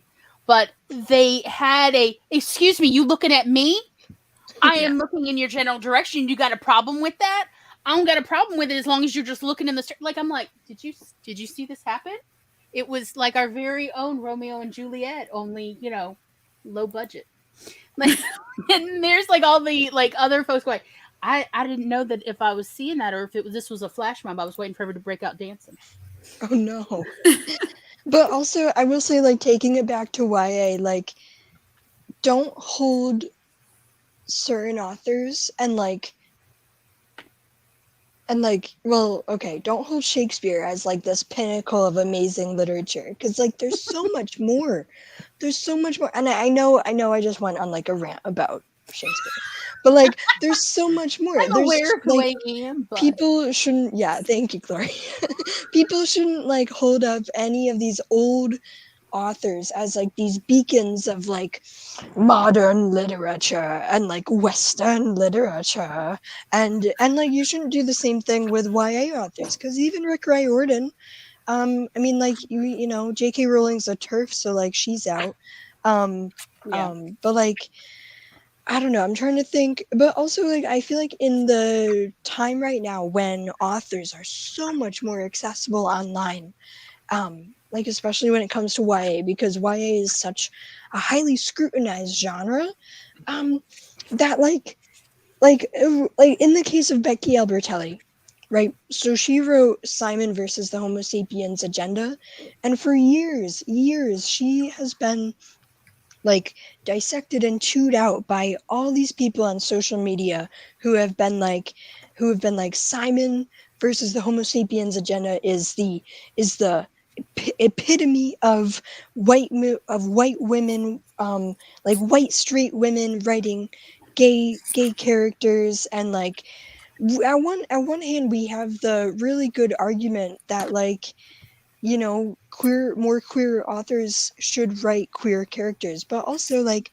Becky Albertelli was forced to come out because of the like all this criticism leveled against her, and like saying like, oh, she wrote like such a stereotypical portrayal of a gay teenager, all etc.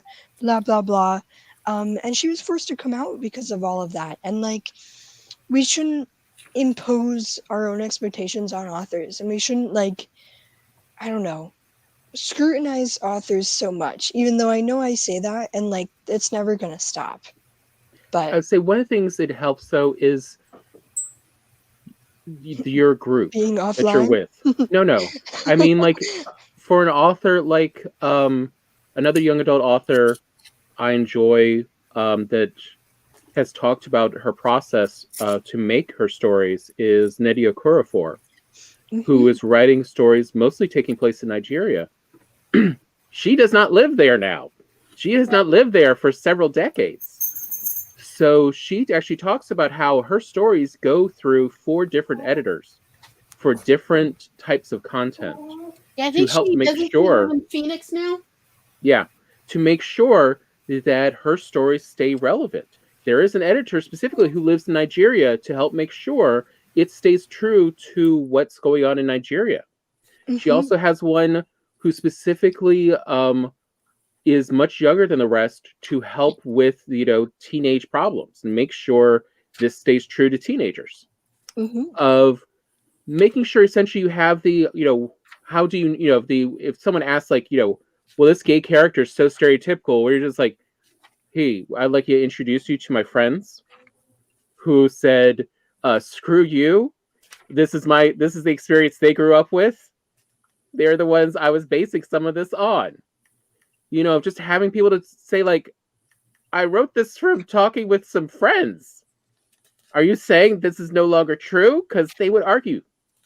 You know, just being able to do that of, you know, and like one of the things I do like about Rick Riordan is he has been using his name to get other authors out there, like the Tristan Strong series. I can't remember how to pronounce that guy's name. It is very African. Kawme. Oh, I know his first name. Yeah. That's it. Yeah. I would like just to point out, Haley, that the original season 3 we had planned, there was in fact an episode called Shakespeare, the Trashiest Story Since the Bible. But 2 weeks before going live, Tom was like, I got a pitch for you and you're going to hate it. Oh, just blame me for everything now. I'm giving you credit all for my the fault. idea. I'm giving you credit. And this was his pitch of, instead of everything you've been working on for 6 months, Glory, for this season 3 of the show, instead of that, how about instead we devote every week we talk about genre writing and it's a different genre. You know, I support that. Which again, as I said, I'm not I was like, you're right, I hate it, and you're absolutely right, we're going to do it because that's the better idea than what I actually had planned. Mhm. But I feel like the little planner in me needs you to know that, why, yes, I did plan a whole episode Well, about how trashy and wonderful Shakespeare is. you know, I gotta say I agree with Tom on this, because as much as I like can immediately launch into a rant about Shakespeare, do we really need it at the end of the day? Like, Maybe I needed to you I, know, say, I there, do there are think much better I served do think we do conversations than eventually need to talking talk about Shakespeare. well, I In like don't. one of part, the things though, I wanted to to talk do about is like, around Shakespeare, which so one is of the that things I wanted to do is like, I love Rosencrantz and Guildenstern are dead. Like, and in fact, that's how I got into Hamlet, because I found Hamlet difficult to find a way to access into. And one of the things that, I definitely was like, maybe we could do a watch along, like on our Discord server or something, because I've heard that's a thing now. And we could watch with everybody Rosencrantz and Guildenstern are dead and then talk about it. Because there's definitely certain aspects that when I was young, since I was like 11 or 12, no older than 13 the first time I saw it, that it definitely clued me in that certain things were available just in storytelling, but also with Shakespeare in general. And that I really like saw, oh, Shakespeare can be delightfully trashy and fun and approachable. Unlike the way it was at that point had been portrayed or staged for me. Like when I would get to see it, it was just very, this is how we do it. And it just wasn't approachable. and this Mhm. whole just that Shakespeare is somehow rarefied.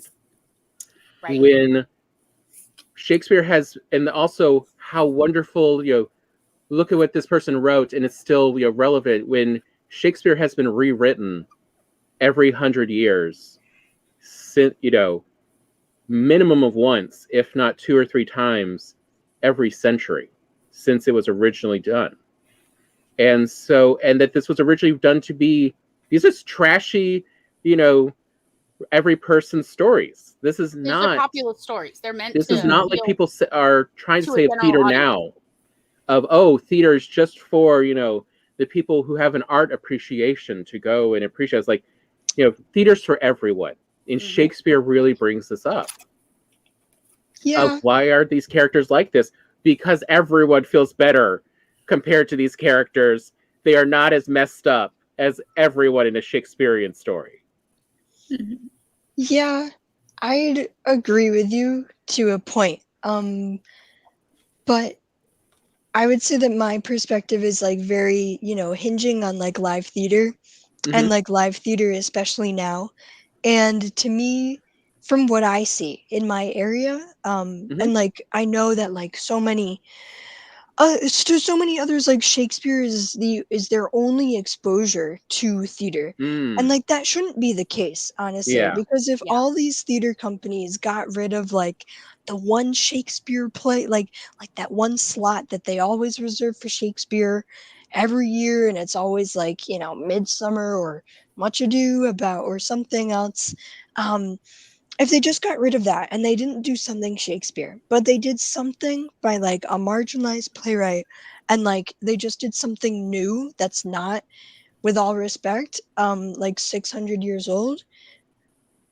I don't know. Wait, 600? 500 plus. Okay. Yeah, like if we just didn't do Shakespeare for like one summer, think of like all the amazing new work that could be done that like wouldn't have to be done by like all of these fringe theaters Yes. on the Mhm. sidelines, like getting pennies for their work, when like Yes. these rich white affluent like theater goers are the ones driving the sales and like driving the tickets in like these major touring houses and like these major theater houses. Like how is anything gonna be like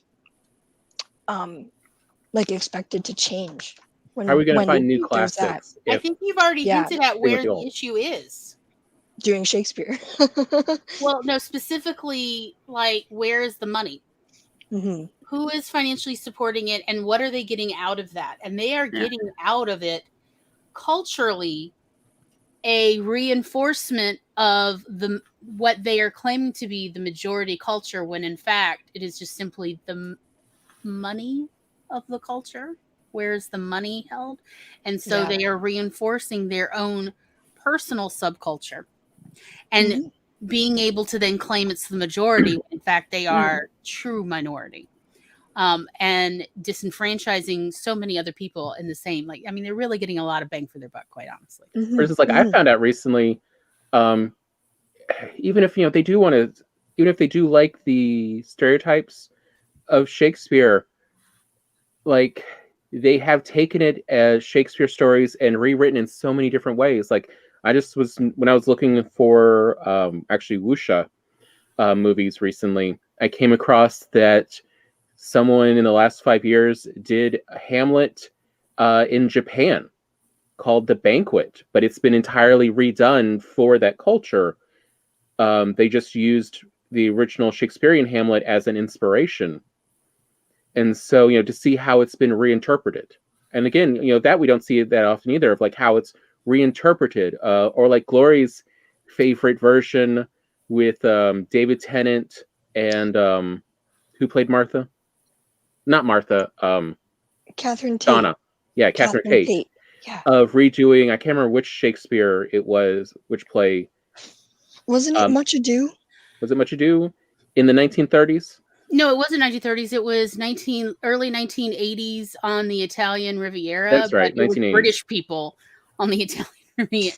It was fascinating. Everybody was smoking on this in this play. It was fantastic. 2011. It's on YouTube, or it was on YouTube, because that's where I got to watch the whole thing. And it was fantastic, but also like I was deep into this mid-80s regalia going on that was like, it was head turning, because they were absolutely right. But I mean, like, again, showing that you can take a story and put it in a different time context, and the story can still work. And to help bring that, like, that was what I loved when Romeo plus Juliet that Baz Luhrmann did came out, of showing here's the contemporary view of the Romeo and Juliet story, what it would look like in modern times, so that I, who was still a teenager, could better understand what are these families they're talking about. Essentially, they are mafias, and what is what are the contexts going on between what they're calling each other, what they're doing, even just what their weapons are, to get a context, because 500 years ago there was actually a lot of context of what kind of weapons someone carried on them, what kind of person they were, that was implied. And Baz did try his best to kind of update that to modern times and show what weapons they carried on them, showed what type of person they were as well. That it was very much a character information piece. But yeah, versus always just staging this as the classic 500 years ago play that's supposed to actually be taking place now for us 600, 700, 800 years ago. Yeah, because I think Hamlet's actually supposed to take place in like the 1100s or 1200s. Yeah. Hence pirates. Well, that was fascinating in the 1200. Yeah, that pirates are a problem. Of the weird history versus update them at least, if nothing else, and show what these stories are like now, so that they are more approachable. They keep making these stories that are not as approachable. That's the other problem I see with a lot of theater is you don't have the context, so it's not as fun to watch for just a regular person coming in. Versus like, that's why I love our local theater and their plays of Tuna Christmas and Nonsense and other such of just their contemporary fun local stories. And they help show the audience that you want live theater. It's something that's fun to do, to go with other people. I'm gonna be honest, the only reason they did a Tuna Christmas was because they could get the rights for $20, and that I heard that from the horse's mouth on that one. So because I had wanted to watch a Tuna Christmas, I had come across it on the internet, like read a description of it, but couldn't even find the booklet or whatever, the actual script, and was like curious about it. And so it suggested it, and they looked it up and were like, oh, the rights are $20, period. Yeah, we'll do that one. And that's the only reason they did a Tuna Christmas. Wow. Which, again, it's not because they didn't want to pay. I mean, we're talking about a place that literally just looks for a venue space. And you're lucky we're not in a cow field kind of situation, that the play's not going to be held like out in an actual barn with the livestock there to witness the play. Like, it's that low budget. It's just It's the nativity. yeah, it's local theater. And so they just didn't have any money. It's not that they didn't want to pay people, like playwrights their due. It's just, when you got no budget, who's got a 20 on them? Here, we can get it for that. So Well, again, like when every theater has no budget, then like who's controlling the art, mhm. But Yeah. taking back to YA, Speaking of that- how this, Yes. what this has to do with our Lord and author- Savior YA. yeah. I know this is a welcoming space. Look, my default. Just to look. I'm not apologizing, but You got Legolas has got your back. We're good. wow, and you don't? He's closer to protect you. I am regrettably over 1,000 miles away. Sorry. I cannot That was like protect you. instinct. You're like, Lord, if you're gonna set them up, I gotta not. It's like, wow. Mhm, mhm. All right, professionalism. So What you were saying about YA. YA? I don't know. Okay. Okay. Something about like authors and Well, this is what I who's think. controlling Okay. the industry. So here's actually, and I guess this may actually be my final thoughts. So here it is. It doesn't matter the technology. It doesn't matter how like micro pockets of generations change over time. People do not change. People, the psychology of human beings is pretty consistent. As individuals, we have a need to have meaningful connections with other individuals. We also have a need to feel like we're surrounded by a social group that will have our back and that will somehow nurture us and protect us as well as support us when we need it. That is just human nature. And so at its core, YA doesn't really need to change that core psychology, but yeah, the trappings do need to reflect what will appeal to young people in that time period.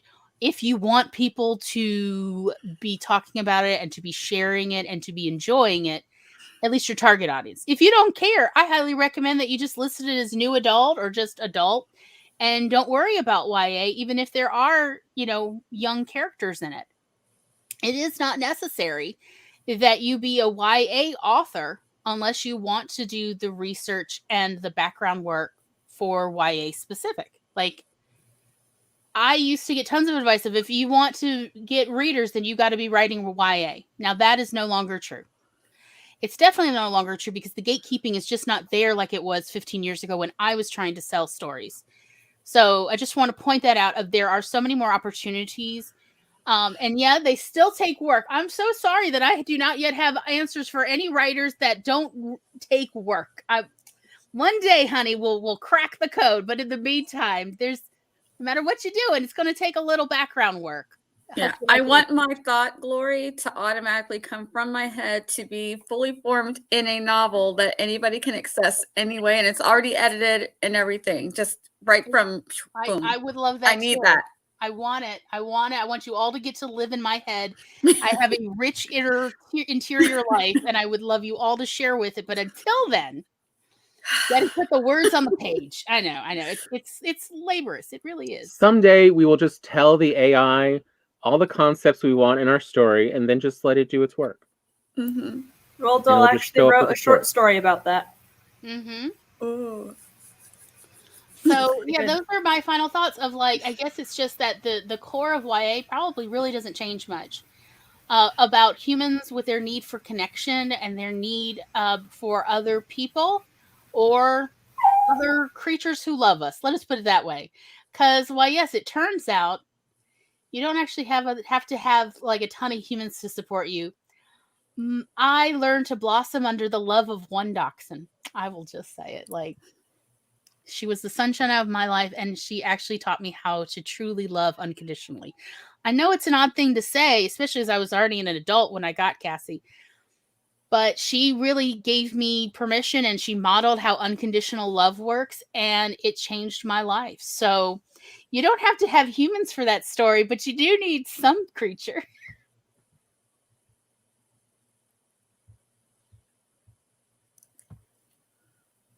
Here.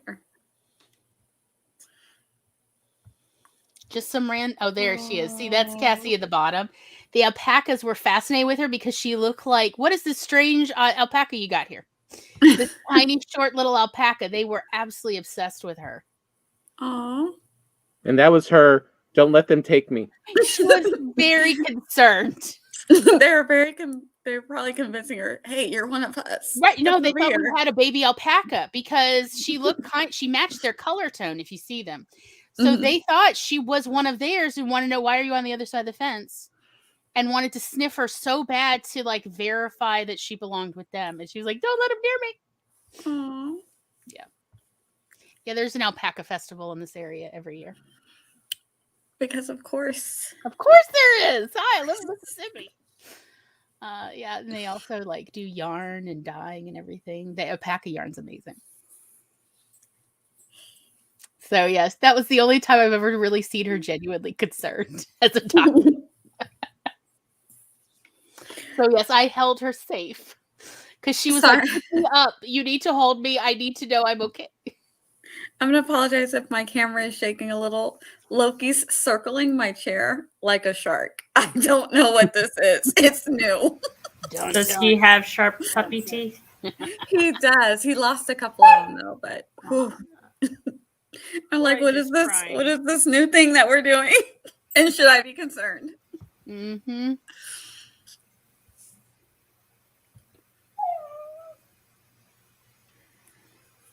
Yes, Roy. I know. Aww. Haley, you're muted, sweetie. Uh-oh. Haley. If we're going with like last takes about YA, I can give mine. Is this like wrapping up or? Yeah, I think it's probably about time for us to wrap up. Final thoughts?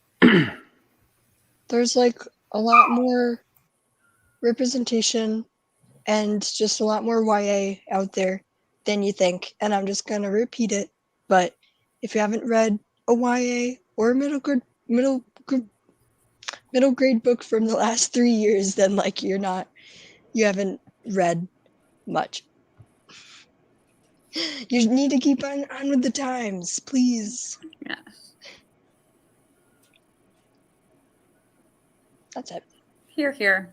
I agree with that, Haley. That's good to remember because I think we can all get, especially those of us who are older, because we have so much in our repertoire that sometimes we want to go back to that thing that made us feel happy when we were reading middle grade. And we got to remember, I've done it some because I read middle grade from when my kids were, but now they're all, reading over middle grade. So I'm like, I need to look into see what's popping in middle grade right now.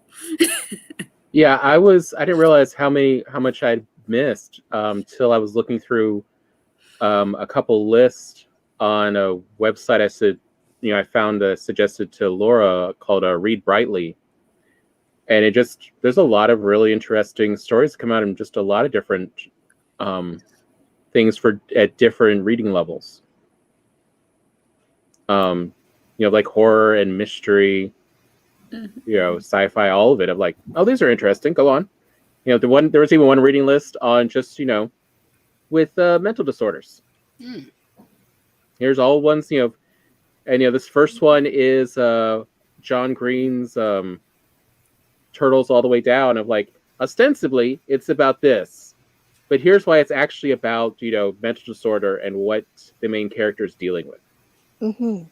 I feel like kids are just like a lot more smarter and a lot more knowledgeable than we give them credit for a lot of times. Because, like, my playwriting kids from last year when I taught playwriting, it was really great just to, like, hear what they talked about and, like, what they were interested in. And, like, sure, half of it might have been Star Wars and everything. But, like, you know, we also talked about, like, big issues and stuff, and we didn't shy away from those in class. And it was mainly because the kids brought them up, and I feel like we as authors shouldn't shy away from those in our books too, in, like, the content that we want to give kids.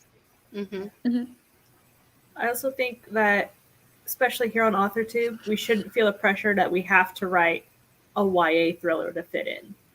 Yeah. Like, it's okay. Yeah. It's okay to write adult. It's okay to write middle grade. Write what fits your story, what story you're trying to tell, what age group it would help the most, or you just feel a connection that you want to have a communication with. And if YA doesn't appeal to you, don't do it. It's fine. It's fine. So, yeah. One thing Glory was discussing with me yesterday that I don't think we quite reached, but I did want to put in the final thoughts of why YA is sort of it's always contemporary to its audience, is the mores change. And so what now people are considering acceptable and not acceptable is quite different than it was 15, 20 years ago. Oh, yeah. And that's also why, you kind of need to catch up with the times and see what people are saying. Like, teenagers now are much more fluent in how do you make boundaries? How do you set acceptable boundaries in a friendship and a relationship, when stuff we tend to grow up with did not have that very much.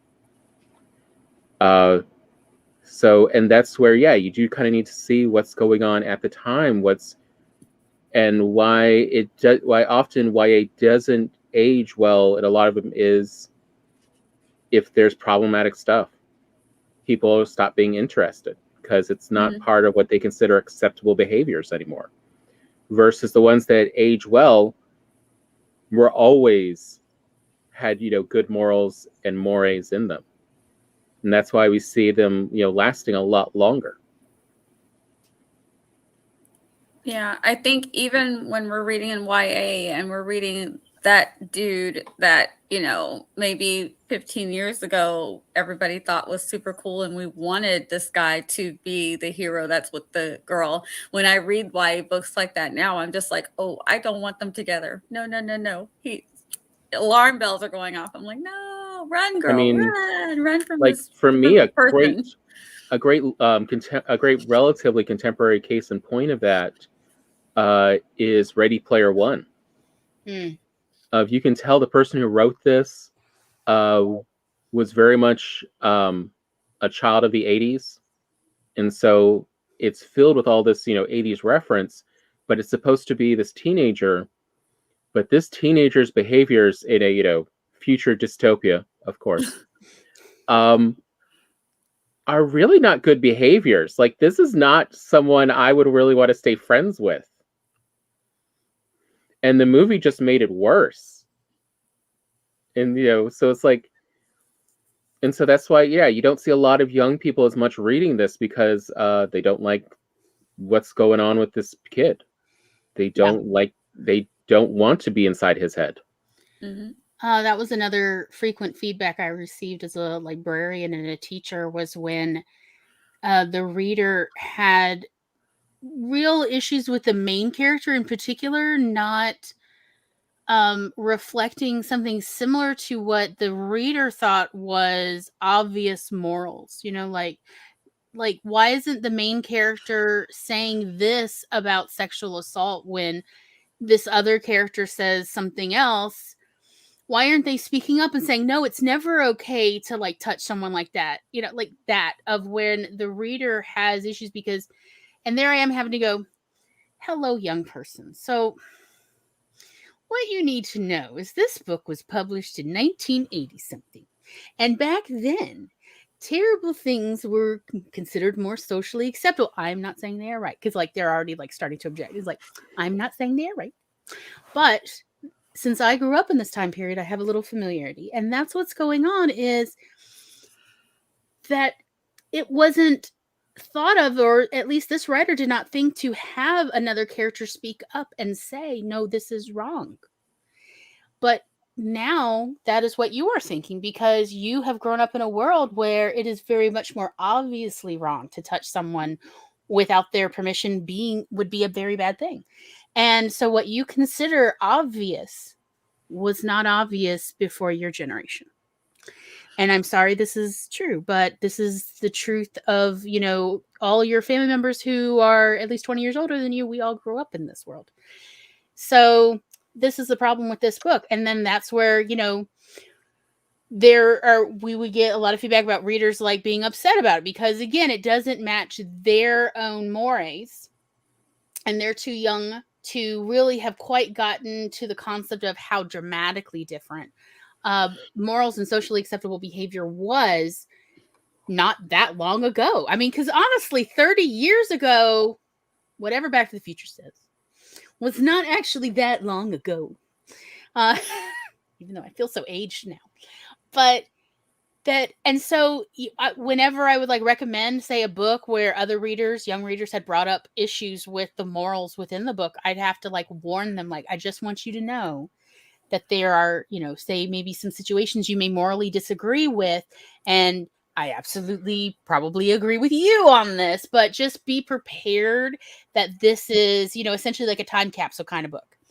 And many times young readers would thank me for warning them, so they were not, just throwing the book against the wall, because please don't throw our library books against the wall. It really does a number to the spines. So that is part of one of the issues is, and I'm really glad morals have dramatically changed since I was young. I did not like them, that they were that way when I was young. And I certainly dealt with plenty of terrible behaviors from other people when I was young, just coming into the world. And I'm so glad things have changed so quickly, but it does mean that essentially plenty of books, not even some books, plenty of books are not aging well, because the social morals have changed so quickly. For the better, thank goodness. Mostly for the better. It's something to be aware of. And that if you're not sure, if you're like, but I want my book to last longer, then all I can suggest is have the characters have a moral philosophy conversation about the issue, so that at least the reader feels heard should the morals improve dramatically and quickly. If you want your book to be readable for more than 5 years, that's what I would honestly recommend, like as writer advice, is that at least have that conversation, because that is the feedback I've received from readers again and again, is I didn't mind so much because at least they had a campfire conversation about this, so that the characters all felt heard, and at least everybody's side was mentioned. That is the one time where I've seen like certain classics, while they may have kind of icky or cringy morally moments, when the characters are actually in character having conversations with each other about these issues, readers still tend to have a feeling of feeling kind of heard. And will age with it. And also why the characters felt constrained by the current situations, that this is why they are limited by what their responses can be. They thought about that, but that would not have worked. Just let them know that. I mean, another one that's really not aging well is just how much women are objectified in stories. Now, that's not okay to, essentially really talk about women as objects in young adult stories. But it was such a common thing 20 years ago, even. So again, good writing will actually inoculate your story to last the test of time. Who knew? Right? Well fleshed out characters who have plenty of in-character conversation with each other that don't necessarily directly move the story forward, but do help, again, flesh out the characters. Good writing works for your story so that your story is readable years and possibly even decades down the road. Am I selling it? I mean, I think that's why. You want to buy? I mean, I think that's why. What was it? A Christmas Story has lasted so long is because of where they added in the writer's narration over the movie. When Jane Shepard's like, my mother hadn't had a hot meal for herself in 15 years. So we know the context. This woman is not being seen by the other people. She's being treated in a utilitarian way by her husband and therefore her children, because they see that behavior, and she's going along with it, but she's obviously not happy with it. And then here is now the oldest son grown up, and he is acknowledging it. And so we still, as the viewer, feel seen too, that we're not just like, oh, they treat it like it's okay, versus it wasn't okay. She knew it at the time, but what are you going to do? This is the world she lived in this moment.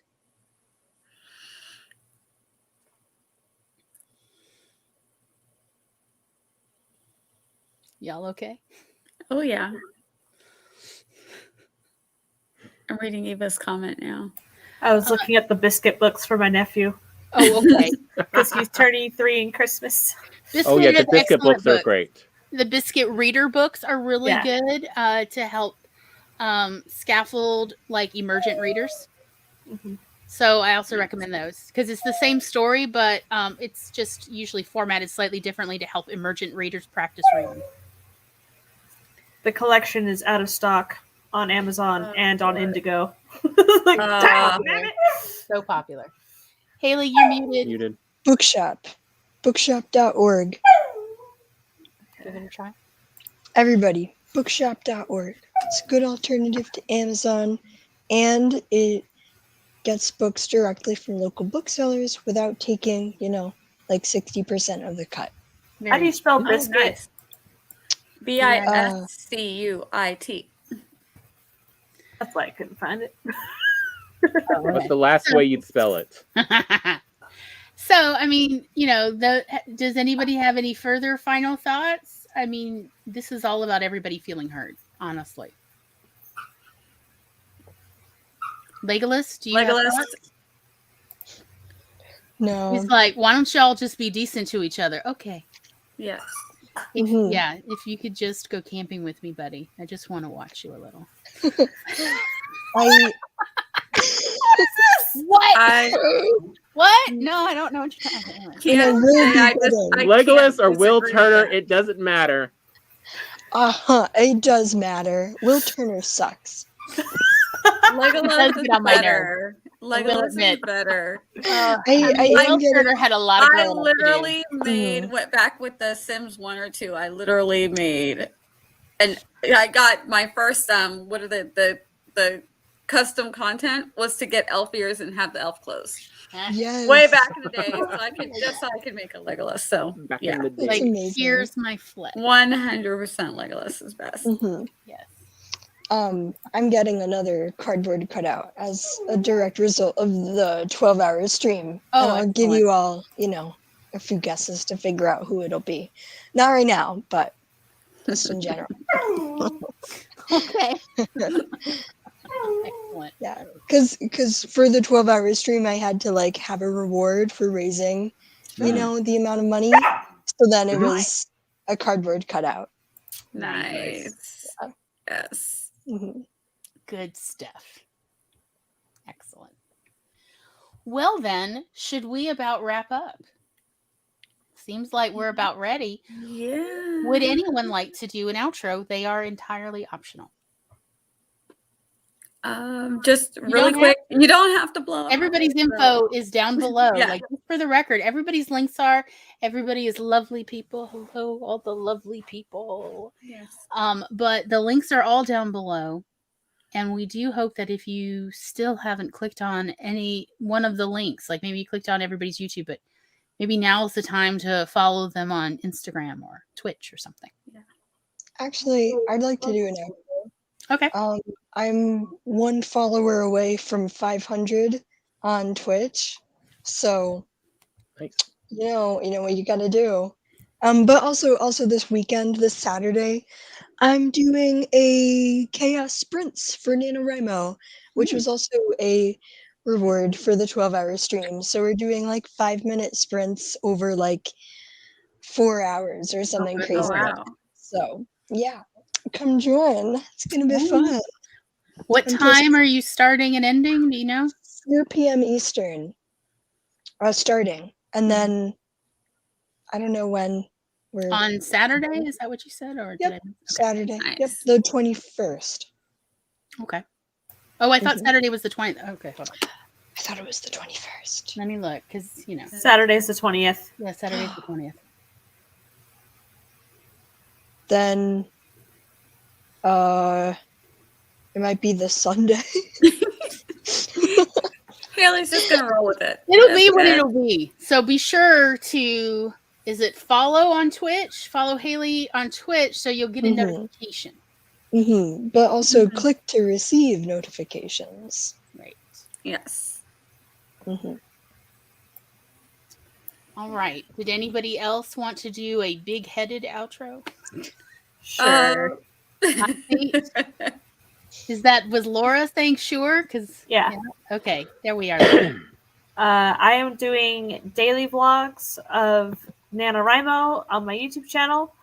So I kind of failed because yesterday was 2 days in a vlog, but it was still out.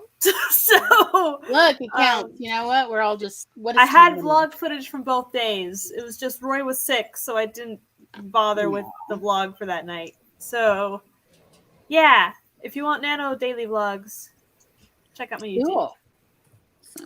Nia, you want to do the big-headed or the little-headed? You can just do regular headed. There we go. How about that? That's good. And I'm Nia, the Vixen of Fiction. I'm going to be streaming on Friday. I just started my posting and my website. They're up and running, so I'm just very excited about that. And I just wanted to say that. So hopefully I will see you Friday for some live streaming over on Twitch. And I'm sure I'm linked down below. Oh, yes. Yes, ma'am. Excellent. Tom, how you feeling? Any? Nope, nothing. Yeah. Okay, that's fine. Well, I'll do the big head because, yes. Okay. Hi, I'm Glory, and welcome to our channel, Glory Writes the Blues. Our links are down below as well. We'd love to have you on all the social media platforms. Be sure to say hi to us everywhere. And we're so glad you've made it this far. Thank you so much for still hanging out with us. I mean, it's just a social little conversation where we drop a lot of pearls and gems. What can I say? Hope you're here for treasure. Even when Legolas can't join us. Although he is a lovely addition. Fair. So, next week, we are going to talk about another very popular genre of storytelling, inspiration stories. So what is inspiration? So inspiration is, I don't know if y'all seen those Amish or Mennonite. Oh. Right? But also that, it's meant to be inspiring. So sometimes there's some romantic element, sometimes there is not. In fact, much of the time, up until recently, there was no sexual romantic element. There may be friendship romance, but inspirational type stories, and specifically the fiction side. So not the based on a true story side, but the fictional genre side of inspiration. Tom, you want to help me on this one? Nope, got nothing. My brain just blinked. Yeah, sorry. Right. So, because I gotta be honest, I used to call it Amish porn. When I was a librarian, that's what I called it. At least behind the curtain there. I was like, oh, more Amish porn. Because it's not sexual, but it is truly about this quaint lifestyle. Sometimes kind of hallmarky. Very hallmarky. Very hallmarky. It's been around since way before Hallmark. Way before Lifetime, in fact. I mean, like, truly, you want to know? Janet Oak. Janet Oak, and oh gosh, there's so many other writers. It's just Janet Oak was my first author I came across when I was a teenager about these inspiration genre stories. It's really often, it used to be about women living on the prairie or living in a rural area or the country or 100 years ago, overcoming adversity. And sometimes there's just simple adversity. And sometimes it's, typhoid that they're over, but whatever they're overcoming to live this cottagey, wonderful lifestyle. It is not exactly that anymore. It has branched out. It has changed. It is selling very well. Please do not mistake me. That is why it is our second to last episode of this season. With our last episode being the second highest selling genre, which is crime mystery. That'll be our last episode of the season. But next Monday, we're going to talk about the inspiration genre, a very strong seller. Very strong. 10 years ago, it was actually the second strongest seller after romance, even though at the time, inspiration genre had no out and outright romance, or if it had romance, it was like between a married couple, and their romance was holding hands, y'all. I'm not exaggerating. Holding hands was as bad or as sexual as it got. For realsies. As steamy as it got. Thank you. As steamy as it got was, and they would hold hands at the end. Like, oh yes. Oh, yeah, that's why I called it Amish porn. So, because it was often about Amish people. I'm like, do the Amish know that there's all these non-Amish people writing about them like this? In a sort of, I'm sorry, but I'm going to say it, fetishizing sort of way. And the answer was not really. They did not know. They definitely were not connected to technology yet. So we're going to talk about this very well-selling genre. It has some really nice things about it. Like, honestly, if you need an emotional pick-me-up, inspiration is there for you. It is about overcoming adversity and living happily among your support community. It has some really lovely hominess that can be very helpful for people who are dealing with rough times in their personal life. That's what I often saw among readers. Why do you all, I would ask, look, you know me, I will just ask people. And I'd ask readers, why do you keep reading the inspiration stuff we've got here?